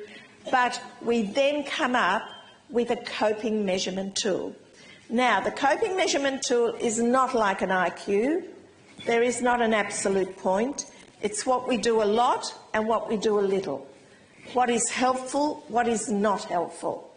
So what I really want to do in the next few minutes is just share with you, we have tried to make the coping language similar for adults as for adolescents. The ones I'm putting up on the board are more likely to be adolescent, but they're pretty universal. And because we want always to have coping language shared, like some schools, VCE, students and parents come together and talk coping skills and so on. So those of you who only found one coping strategy, see if you can see it in some form reflected. After we did lots and lots of things, the first time we measured coping was in 1993.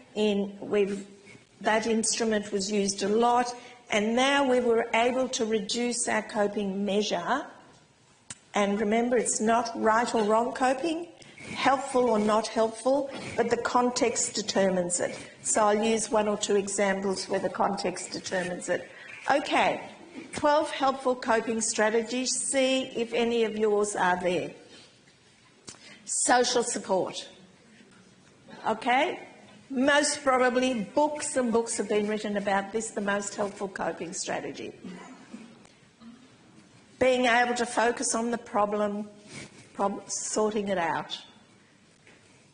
Relaxing, being able to relax. Work-life balance, relaxing. What is relaxing for you may not be relaxing for the 15-year-old.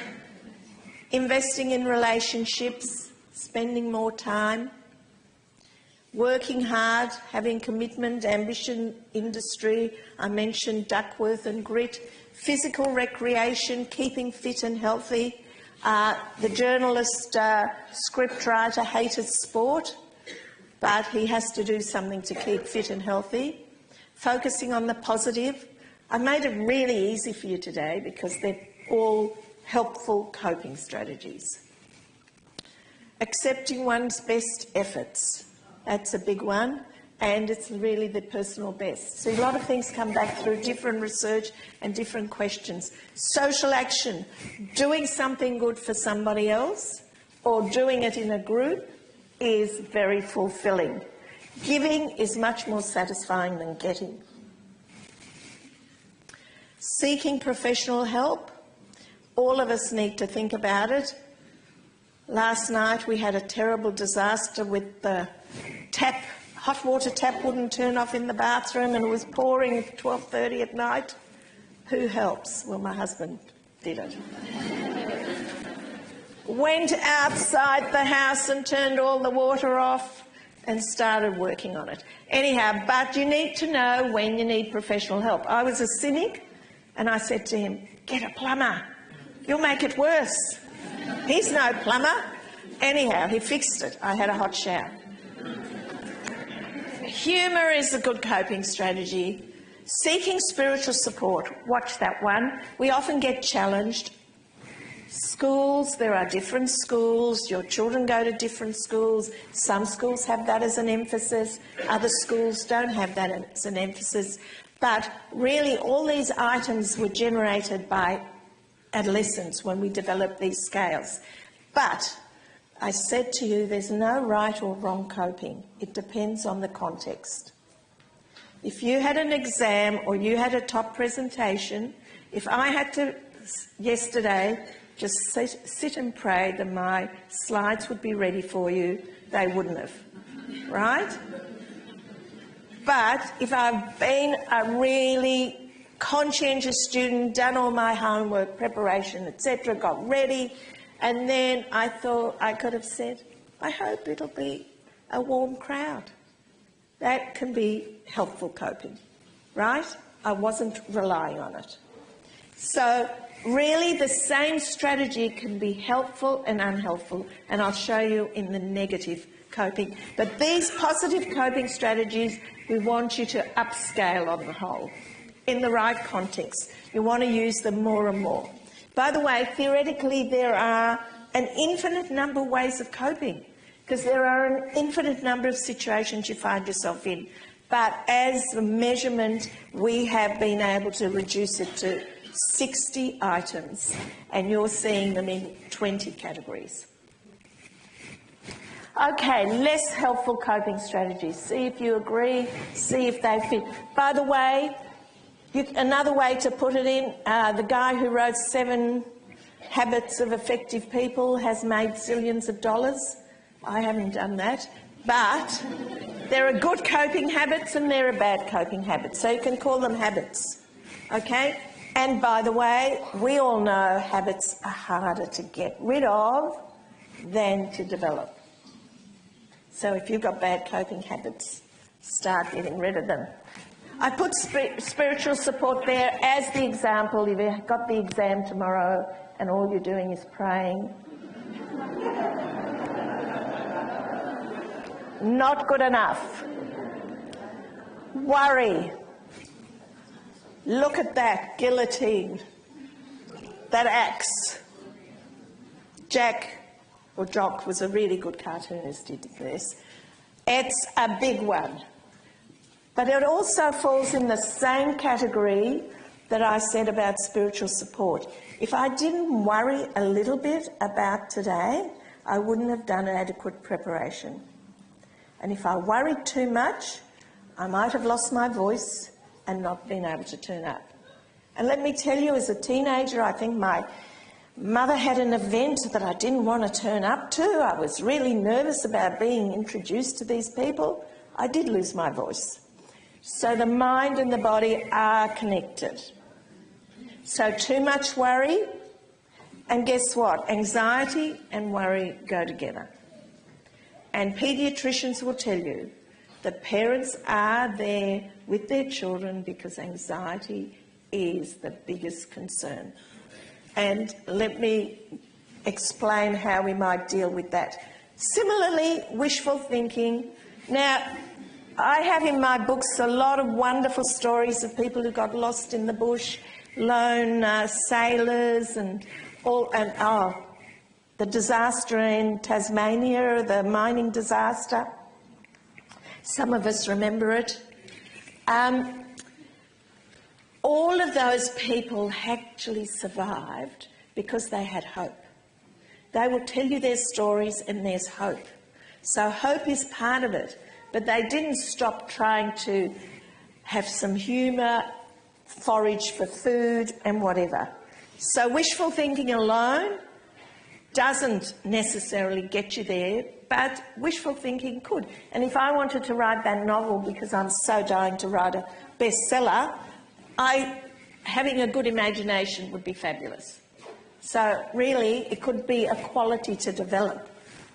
Okay, not coping is being helpless. We do know a lot of young people have psychosomatic illnesses, ignoring problems, turning the other cheek, like the Indigenous young doctor, having words rather than fists can be a good thing, but if you're ignoring what has to be done, then that's not helpful. So overall, these group together as unhelpful. Hiding things. I've done research where a teenager will tell me some awful stuff, like their father's planning suicide, and I say, "Who have you told?" And he says, "Nobody." And so as a professional, I had a responsibility to take that conversation further. But what that highlights is sometimes when the most serious thing is happening, people keep it to themselves. And we don't think that's helpful. Talking and sharing, not necessarily on Facebook or with the world, and not necessarily with all your friends and ask them what to do, but offloading. Offloading, sharing is important. This is the worst coping strategy. If I had to summarise 200 research papers and things that we've published, self-blame, beating yourself up, is the worst coping strategy. I'll just give you my common example. When I get a parking ticket, I get very upset. It's money down the drain.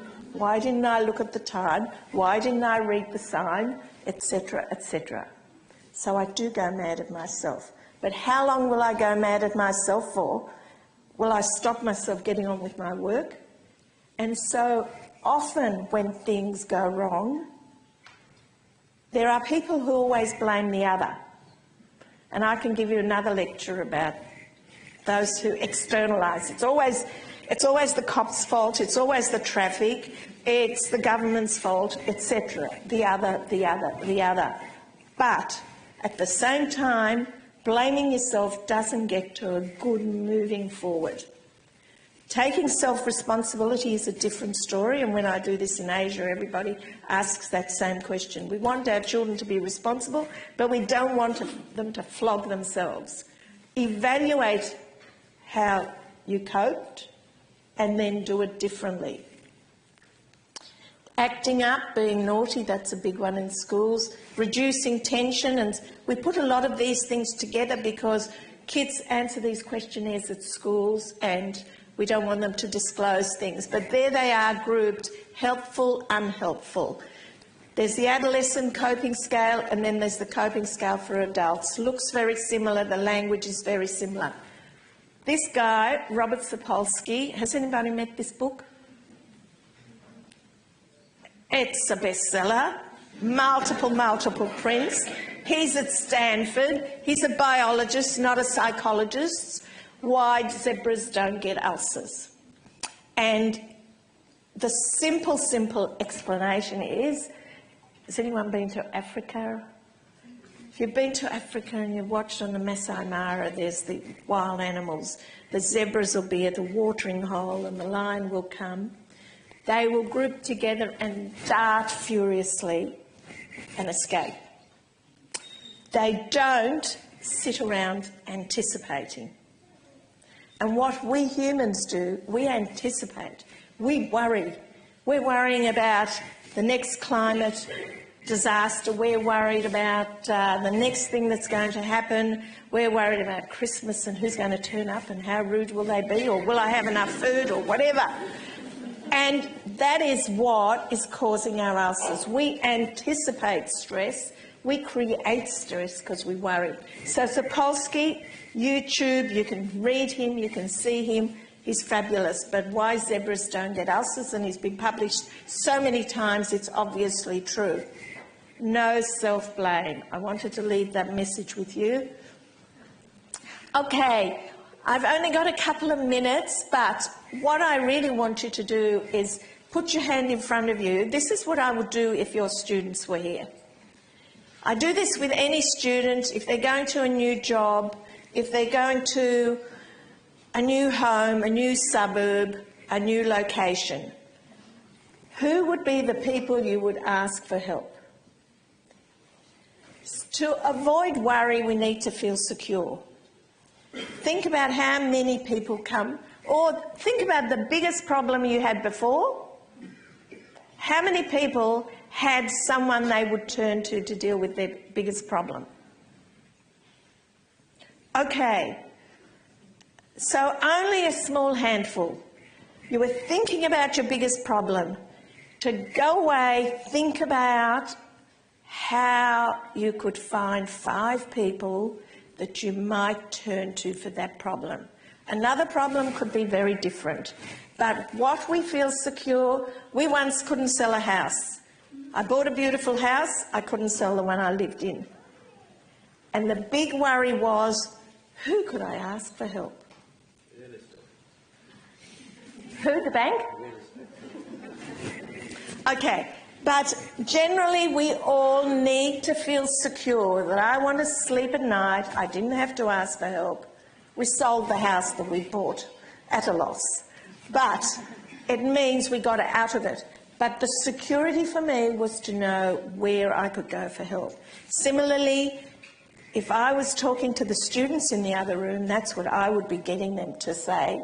When you're at this university visiting, who would you ask for help? Or when you're doing VCE, who would you ask for help? Okay, we won't do that exercise because I wanted to get the last 3 slides. Personal best, Andrew Martin, if you love him, he's written lots and lots of books, bestsellers as well. And Michelle Simmons came on our screens the other day. She's our Australian of the Year, and she's a quantum physicist. And she was just so delightful. I've forgotten which show I watched her in, maybe 7:30 Report or whatever. And, you know, she explained what quantum physics is and what the achievements would be. And these were the 3 messages she left that I thought I'd share with you. And this would be things to share with your high achiever. Do something that is hard. Do something that matters. And be curious and ask questions. So if you don't remember anything else about this session, perhaps you could remember those 3 questions. But we also want them to have fun. And I've got one little thing if this works, because I want all of you to enjoy there's some resources, but I want to see if that YouTube works with Enjoy the Ride. Why doesn't it work? Because after all, you want to enjoy the journey. We're talking 220, so it's a long journey. Has anyone seen this before? Your life's a race. It's YouTube. And who are we competing with? Is there a prize for first place? Or do we just reach the end a little quicker? We're only just skimming the surface of life. Humans just aren't designed to go that fast. Sooner or later, we crash. To cope with this speedy life, our bodies release chemicals that activate our adrenal glands, increase our heart rate and raise our blood pressure. These responses cause us to grind our teeth, sleep poorly, crave fatty and sugary food, get headaches, feel stressed, get sick more often, and lose our sex drive. And in the long term, we're in the fast lane to heart disease, sexual dysfunction, allergy, diabetes, bowel condition, depression, anxiety, muscular pain, a load of other stuff with names too long to remember. But when we slow down, we discover that life has a natural pace. And it's good. We slot into a groove that's always been there. Life becomes richer, more pleasurable and more fulfilling. We may do fewer things, but what we do well. We breathe. When was the last time you actually took time to breathe? Not just the shallow ticking over of your respiratory system, but to really breathe. Taking a long, slow breath in to its comfortable conclusion, and letting it all out, and doing it again, and again, and again, until you're flooded with calm. Imagine life lived in this zone. So why haven't we slowed down before? If you're worried life will overtake you, you're wrong. Life is where you are and what you're doing right now. And now. And now. Let's say two cars take the same route. One speeds, the other relaxes and follows the speed limit. The speeder spends his trip tense, at risk of being caught by cops and cameras. The other is free to enjoy the ride. Sure, the speeder gets to the lights first, only to be caught up by the guy going the right pace. There's one place where we can all enjoy life at the right pace. Treat your vehicle as a sanctuary and shut your door on the world of speed. When you pull away, leave speed behind. If we fight traffic, we only ever lose. Besides, driving can be a pleasure if we don't treat life like a race. So slow down and enjoy the ride.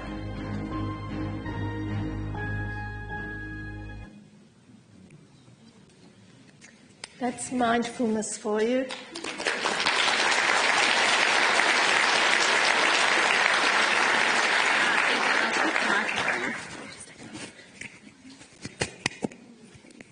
Thank you so much, Erica. That was fantastic.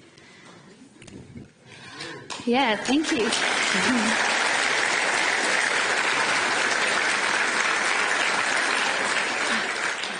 So I'm hoping that two of my lovely students are going to join me. Here we go. Yep, there they are. I got a bit scared that you guys weren't coming. I have no more jokes. Okay, so what we're going to do now is we have 30 more minutes left in the program before lunch.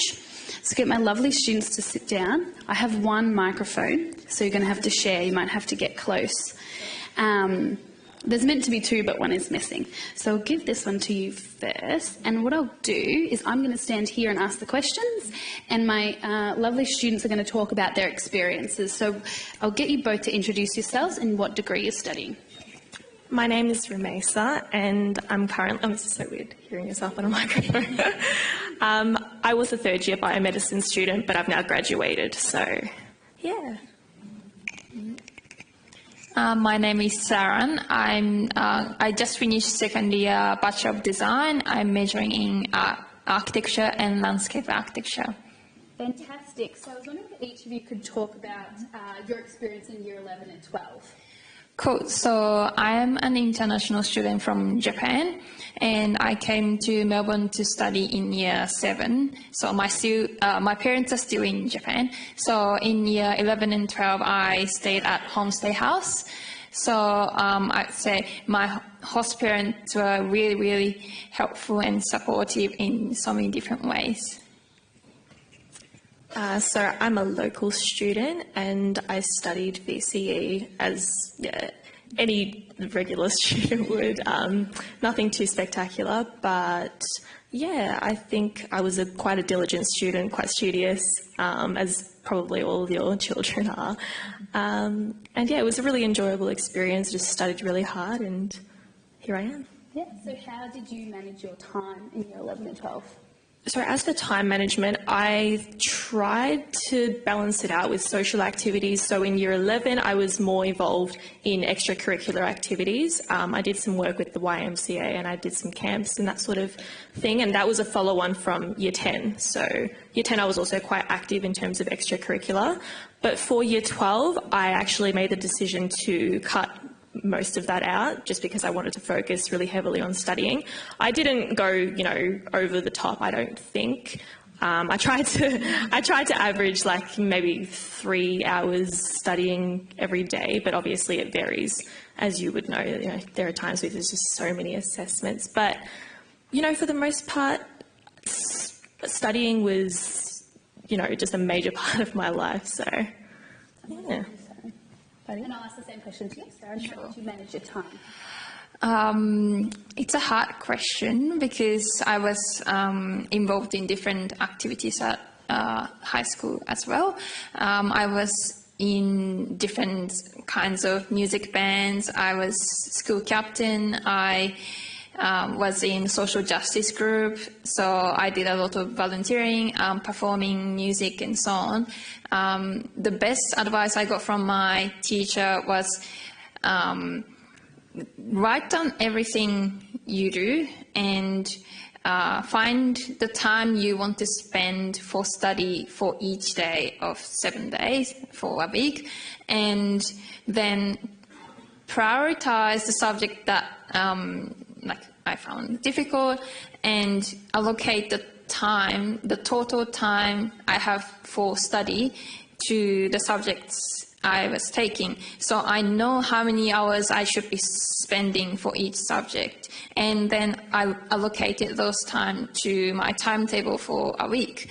That means I know when I should be studying. I know when I can have free things, like things I want to do. So that way I'm not overloading myself. So just to add to that, I completely agree. So taking notes and really setting out like an itinerary for each day is really important, and that really helps you ensure that you achieve all of your goals that you set. I think setting short-term goals is also really effective. So rather than looking at things in a really sort of like, oh, I want to get a 99 ATAR, for instance, think about things you want to achieve by the end of the week, for instance. I really want to study, I want to do 3 practice essays by the end of this week, for instance. So that's really effective. I'm not really sure. I think most of the students have probably already chosen their subjects, but I would 100% recommend completing at least one Unit 3 and 4 subject in Year 11. That just helps alleviate a lot of pressure, and yeah, it's just a really great way of getting ready for Year 12. And I think that, and to be closer to this, I think that really echoes what Erica was saying about Thrive as seeing things in chunks of time. Like planning chunks of time makes eating the elephant much more easy, one bite at a time. But is there anything that either of you would do differently in high school if you had your time again? I mean, it still is your time. It's definitely your time, but if you had it again?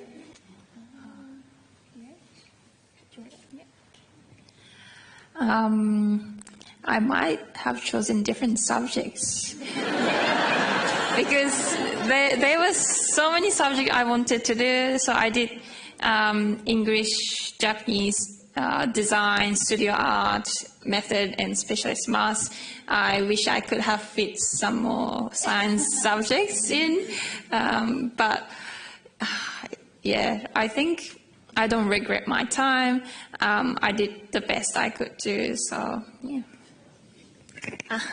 I probably would have tried to socialise a bit more, especially in Year 12. I think I isolated myself a little bit too much. And yeah, I agree with the subjects. If I could have, I probably would have chosen something a little less, intense. But I had to do methods, I had to do chemistry to get into biomed. They were prerequisites. And the other subjects, I guess, that was just happen to be good at the really hard ones, so I don't know, this is the way it turned out. But yeah, I would definitely have socialised more and probably engaged with, you know, school activities, you know, school captain, that sort of thing. So why did you guys choose the University of Melbourne then? So for me, I've graduated now, and I'm actually taking a gap year next year to decide what my next move will be. I've received offers for optometry, but I didn't apply for med. I know everyone thinks like biomed students do medicine, but I haven't. But I'm not 100% certain, and that's what's so great about studying at Melbourne Uni. So with my undergraduate course, I wasn't actually boxed into doing medicine, for instance. You know, you've got a lot of room, like a lot of flexibility with your course. You get to choose most of your subjects. You're only really boxed into your core subjects for your courses. And I think that's really great because it gives you so much room to sort of work out as you go what you know you want to do. So if you take like chemistry, for instance, in one semester in your first year and you decide you really love it, then you can pursue that and you can make that decision as you go. You're not sort of fixed into it. And of course there are breadth subjects, which I think we'll discuss in a bit more depth, and they're basically just a way of exploring different topics that aren't necessarily like in line, they're not concurrent with your degree, and that's a really great way of gaining more exposure to, you know, different new sorts of ideas. Okay, so I'm studying architecture, and to select a course in Melbourne, I had 4 options: Melbourne, RMIT, Monash, or Swinburne.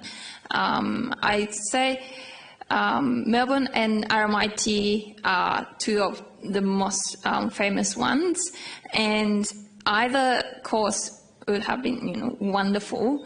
I know friends who went to RMIT and they're having wonderful time there, but I think the biggest thing I cared was the environment.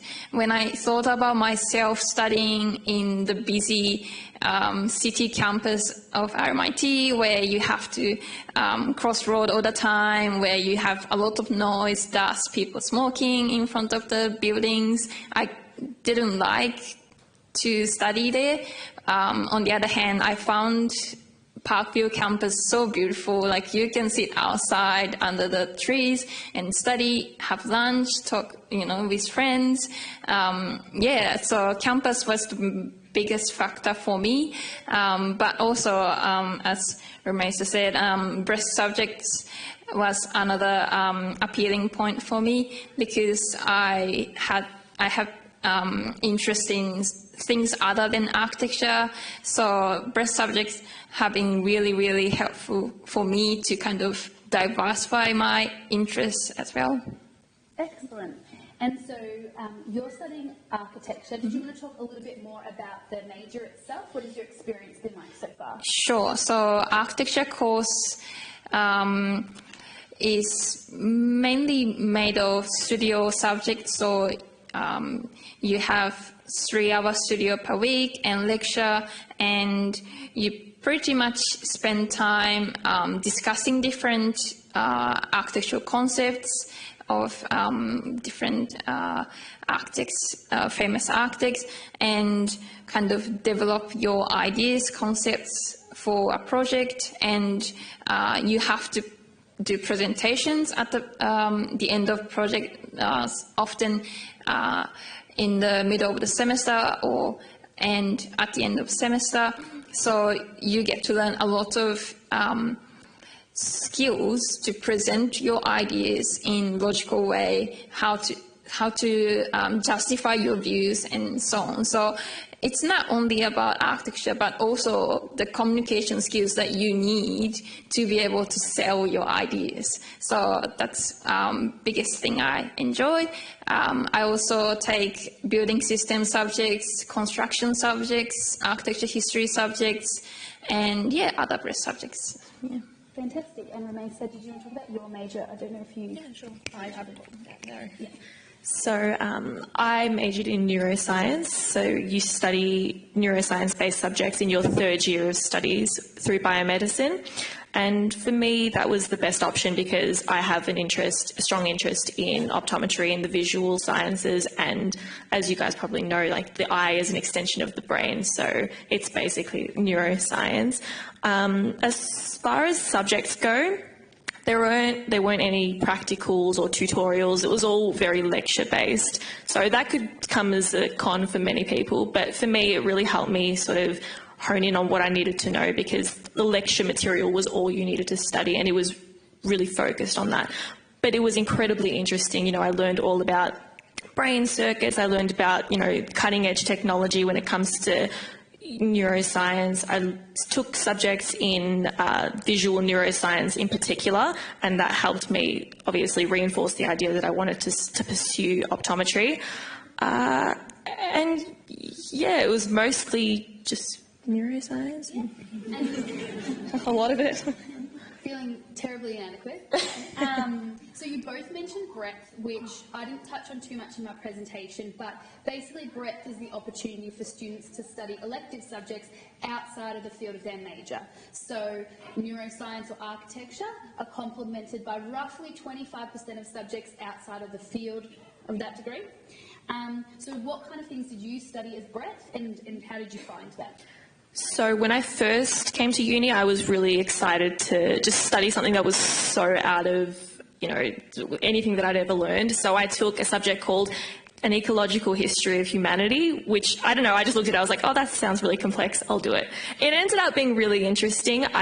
We studied a novel that's called Sapiens by Noah Harari, I think. It's a really popular novel and it's really interesting. So yeah, like it was really enlightening and a great subject. And then I think I got to second semester in my first year and I don't know, I heard all the biomed students talking about how they wanted to boost their WAM, so that's like your average mark. And I'll be honest, I did do a subject to do that, like to make it easy for myself. So I took a subject that was music based.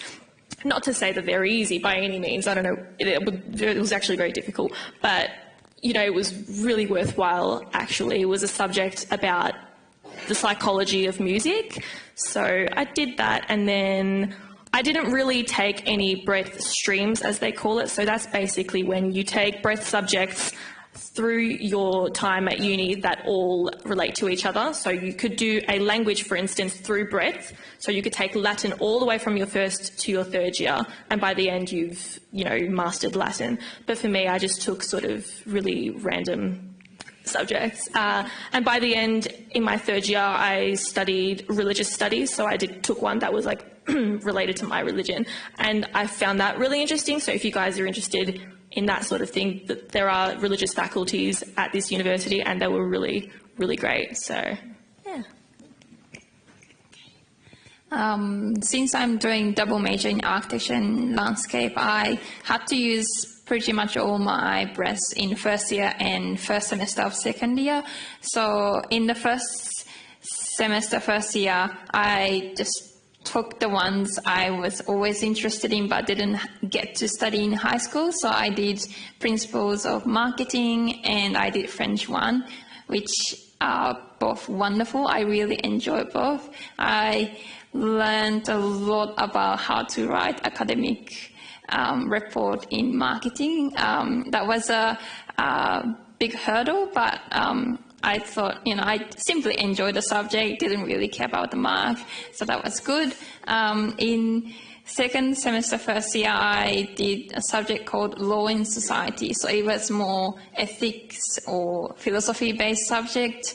It was really, really heavy in terms of reading, but it really changed how I see things, and I studied different authors, mainly like Foucault, French philosopher, and that the ideas I studied in that subject is really linked to architecture in terms of space and objects and so on. So that's actually linked to what I'm studying in my major, so I found that really interesting. In the first semester this year, I took a subject called School Experience as Breadth. So it's a subject offered by the Graduate School of Education, And what I did was basically a placement at high school to help a teacher in classroom. So I got to teach 2 visual communication design classes at Ivanhoe Grammar School, and that was such a great time because I got to learn how to kind of support students, how to teach design and guide them through their project. And since I have interest in teaching design and art, I found that really practical and really, worthwhile. Fantastic. And so let's move to talk outside of the university. So first of all, where are you living? Like, what's your living arrangements? Okay, I live in an apartment. So my brother actually went to Melbourne Uni as well. He did commerce and he graduated last year. So I was living with him at in the apartment. My sister is actually in year 11 this year, year 12 next year, so she will be moving into my apartment after she finishes high school. So right now I live by myself. And what about you, Ines? I live at home with my family. I think it's just the easiest way. It's, not too far. It's about a 40-minute train ride. And yeah, it just helps save money, I guess, which is important when you're at uni and you don't have that much time to work. And what about clubs and societies? Are either of you part of, so we have over 300 clubs and societies. Are either of you part of any of those? So I'm not like the best example, but there are tons of clubs and societies that you can join. So don't take me as like representative of everybody, but I did join a few clubs and I was part of the... We've got a flat battery. Oh well. Oh, no, it's back.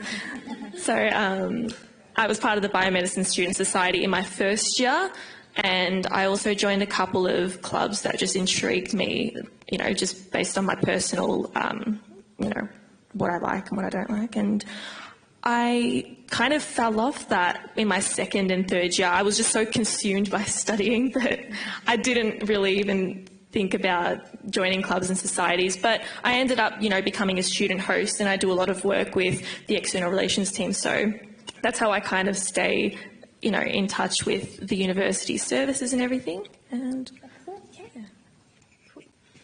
I didn't really, I haven't really been doing much actively in clubs and societies as well. I have joined like French club and cheese club last year, mainly for food and socializing.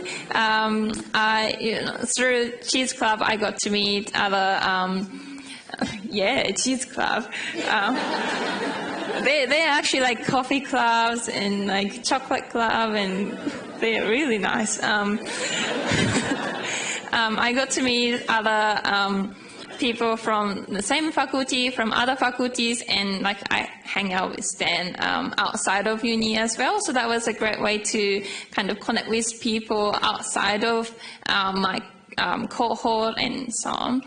I've done a few volunteering positions for my faculty, so we've done a lot of like mentoring program, and it's offered through faculty and like second year students budding up with first year to kind of help out just get through a semester. So that experience has been really good. Excellent. And have either of you done exchange or an intensive subject or traveling studio? Since I'm doing double major, it has been really difficult to find time. I looked into having exchange in the beginning of my course, but I found that I didn't have space for it. So that was a bit disappointing. But if I decide to take master degree here, I get to do traveling studio. I get to have time to study overseas. So I would say bachelor is not only time you can go, so there are always possibilities. So I have not been on exchange, but I have taken some intensive subjects. I would recommend them because they kind of assist in reducing the workload during semester. So basically what an intensive subject is you take a subject either during the summer holidays or the winter break or even during the mid-semester breaks, and you complete a full credit point subject within a really shortened time frame. And it might sound like, really crazy, a lot of work, but it's really organised in a way that it's really achievable. So I took a subject called Forests in a Global Context. That was great. That was just about, forestry. I can't really remember too much, to be honest, but you forget everything when you're, anyway. Yeah, but that was good. We went on an excursion. I remember that. We went on an excursion to a couple of forests. And yeah, I've taken a few other intensive subjects, but just to reiterate that's a great way to reduce workload during the semester. Excellent. So we've just got 5 minutes left, so I might ask you both to just talk a little bit about what are your future plans. So I know gap year, but what are you thinking about doing? Are you thinking about graduate study? How are you going to decide? So for me, as was already mentioned, I am taking a gap year next year. That's just so I can sort of figure things out and take some time off before I get back into my postgraduate studies, which I will be commencing at Melbourne Uni. So I've received an offer for the Doctor of Optometry, but I haven't deferred it, but I'm going to reapply. And through a scheme called Guaranteed Entry, I'm actually able to apply for that without the stress of not knowing whether I'll get into it. So I'll just sort of, get into what that Guaranteed Entry scheme is. Basically, if you achieve a certain ATAR, so let's say it's like 94 or above, 96 or above, 99 or above, you have Guaranteed Entry. Given that you maintain around like a 75 throughout your degree, you can enter a postgraduate course without needing to sit an interview, for instance, or without having to sit, supplementary exams like the GAMSAT, etc. So, I'm planning on doing optometry in 2020. Excellent. So I will finish my course at the end of next year. Currently, I've been working at architecture firm, and I'm hoping that I can continue working there for at least 6 months, so I have some sort of work experience. And in 2020, I will be taking gap year as well, just to kind of have a break from study.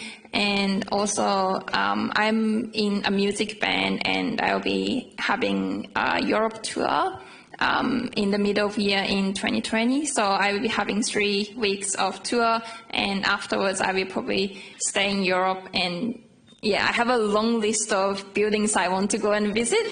So that'll be my plan. So I'm saving up money for that. And after gap year, I will be taking master degree, because if I don't take master degree, I can't become an architect. So I'm not sure where I will be studying, but I have been advised to look into different professors who I want to study with, because master degrees basically kind of specializing in particular field, and so I will look into different professors and what they are doing, and probably that'll be the way I will be choosing the university I want to study at.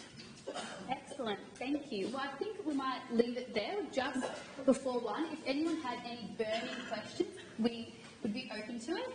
But I know, oh yes, there is one. Yes. I'm just wondering how many students were in your lectures on for your majors, and how many in the tutorials? Okay, it depends on the subject as well. For core subject that I'm taking, everyone in my degree in my year has to take that subject, and so there may be like 400 students. A tutorial has maybe 16 people max. There is a cap to the number of students in one class. So yeah, it's a huge group of students taking one subject. But some subjects only have like 30 people taking. So it's more small and more cozy, I'd say.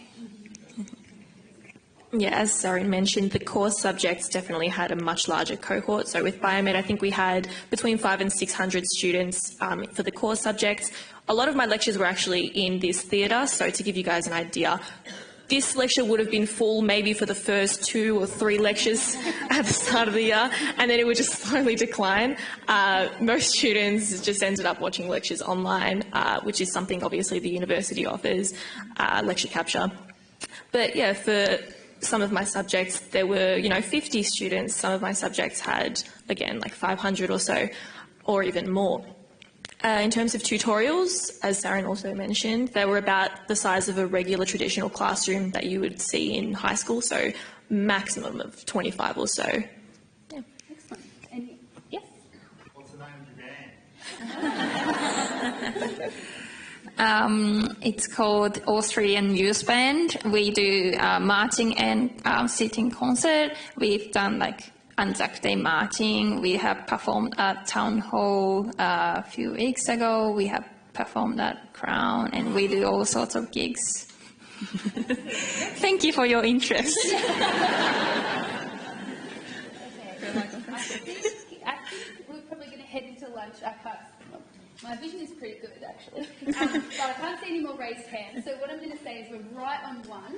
Thank you so much to both of you. Thank you so much.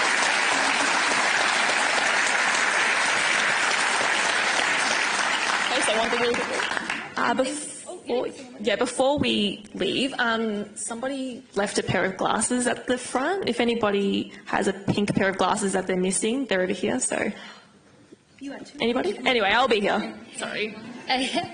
And also, again, thank you to Erica for her fantastic presentation.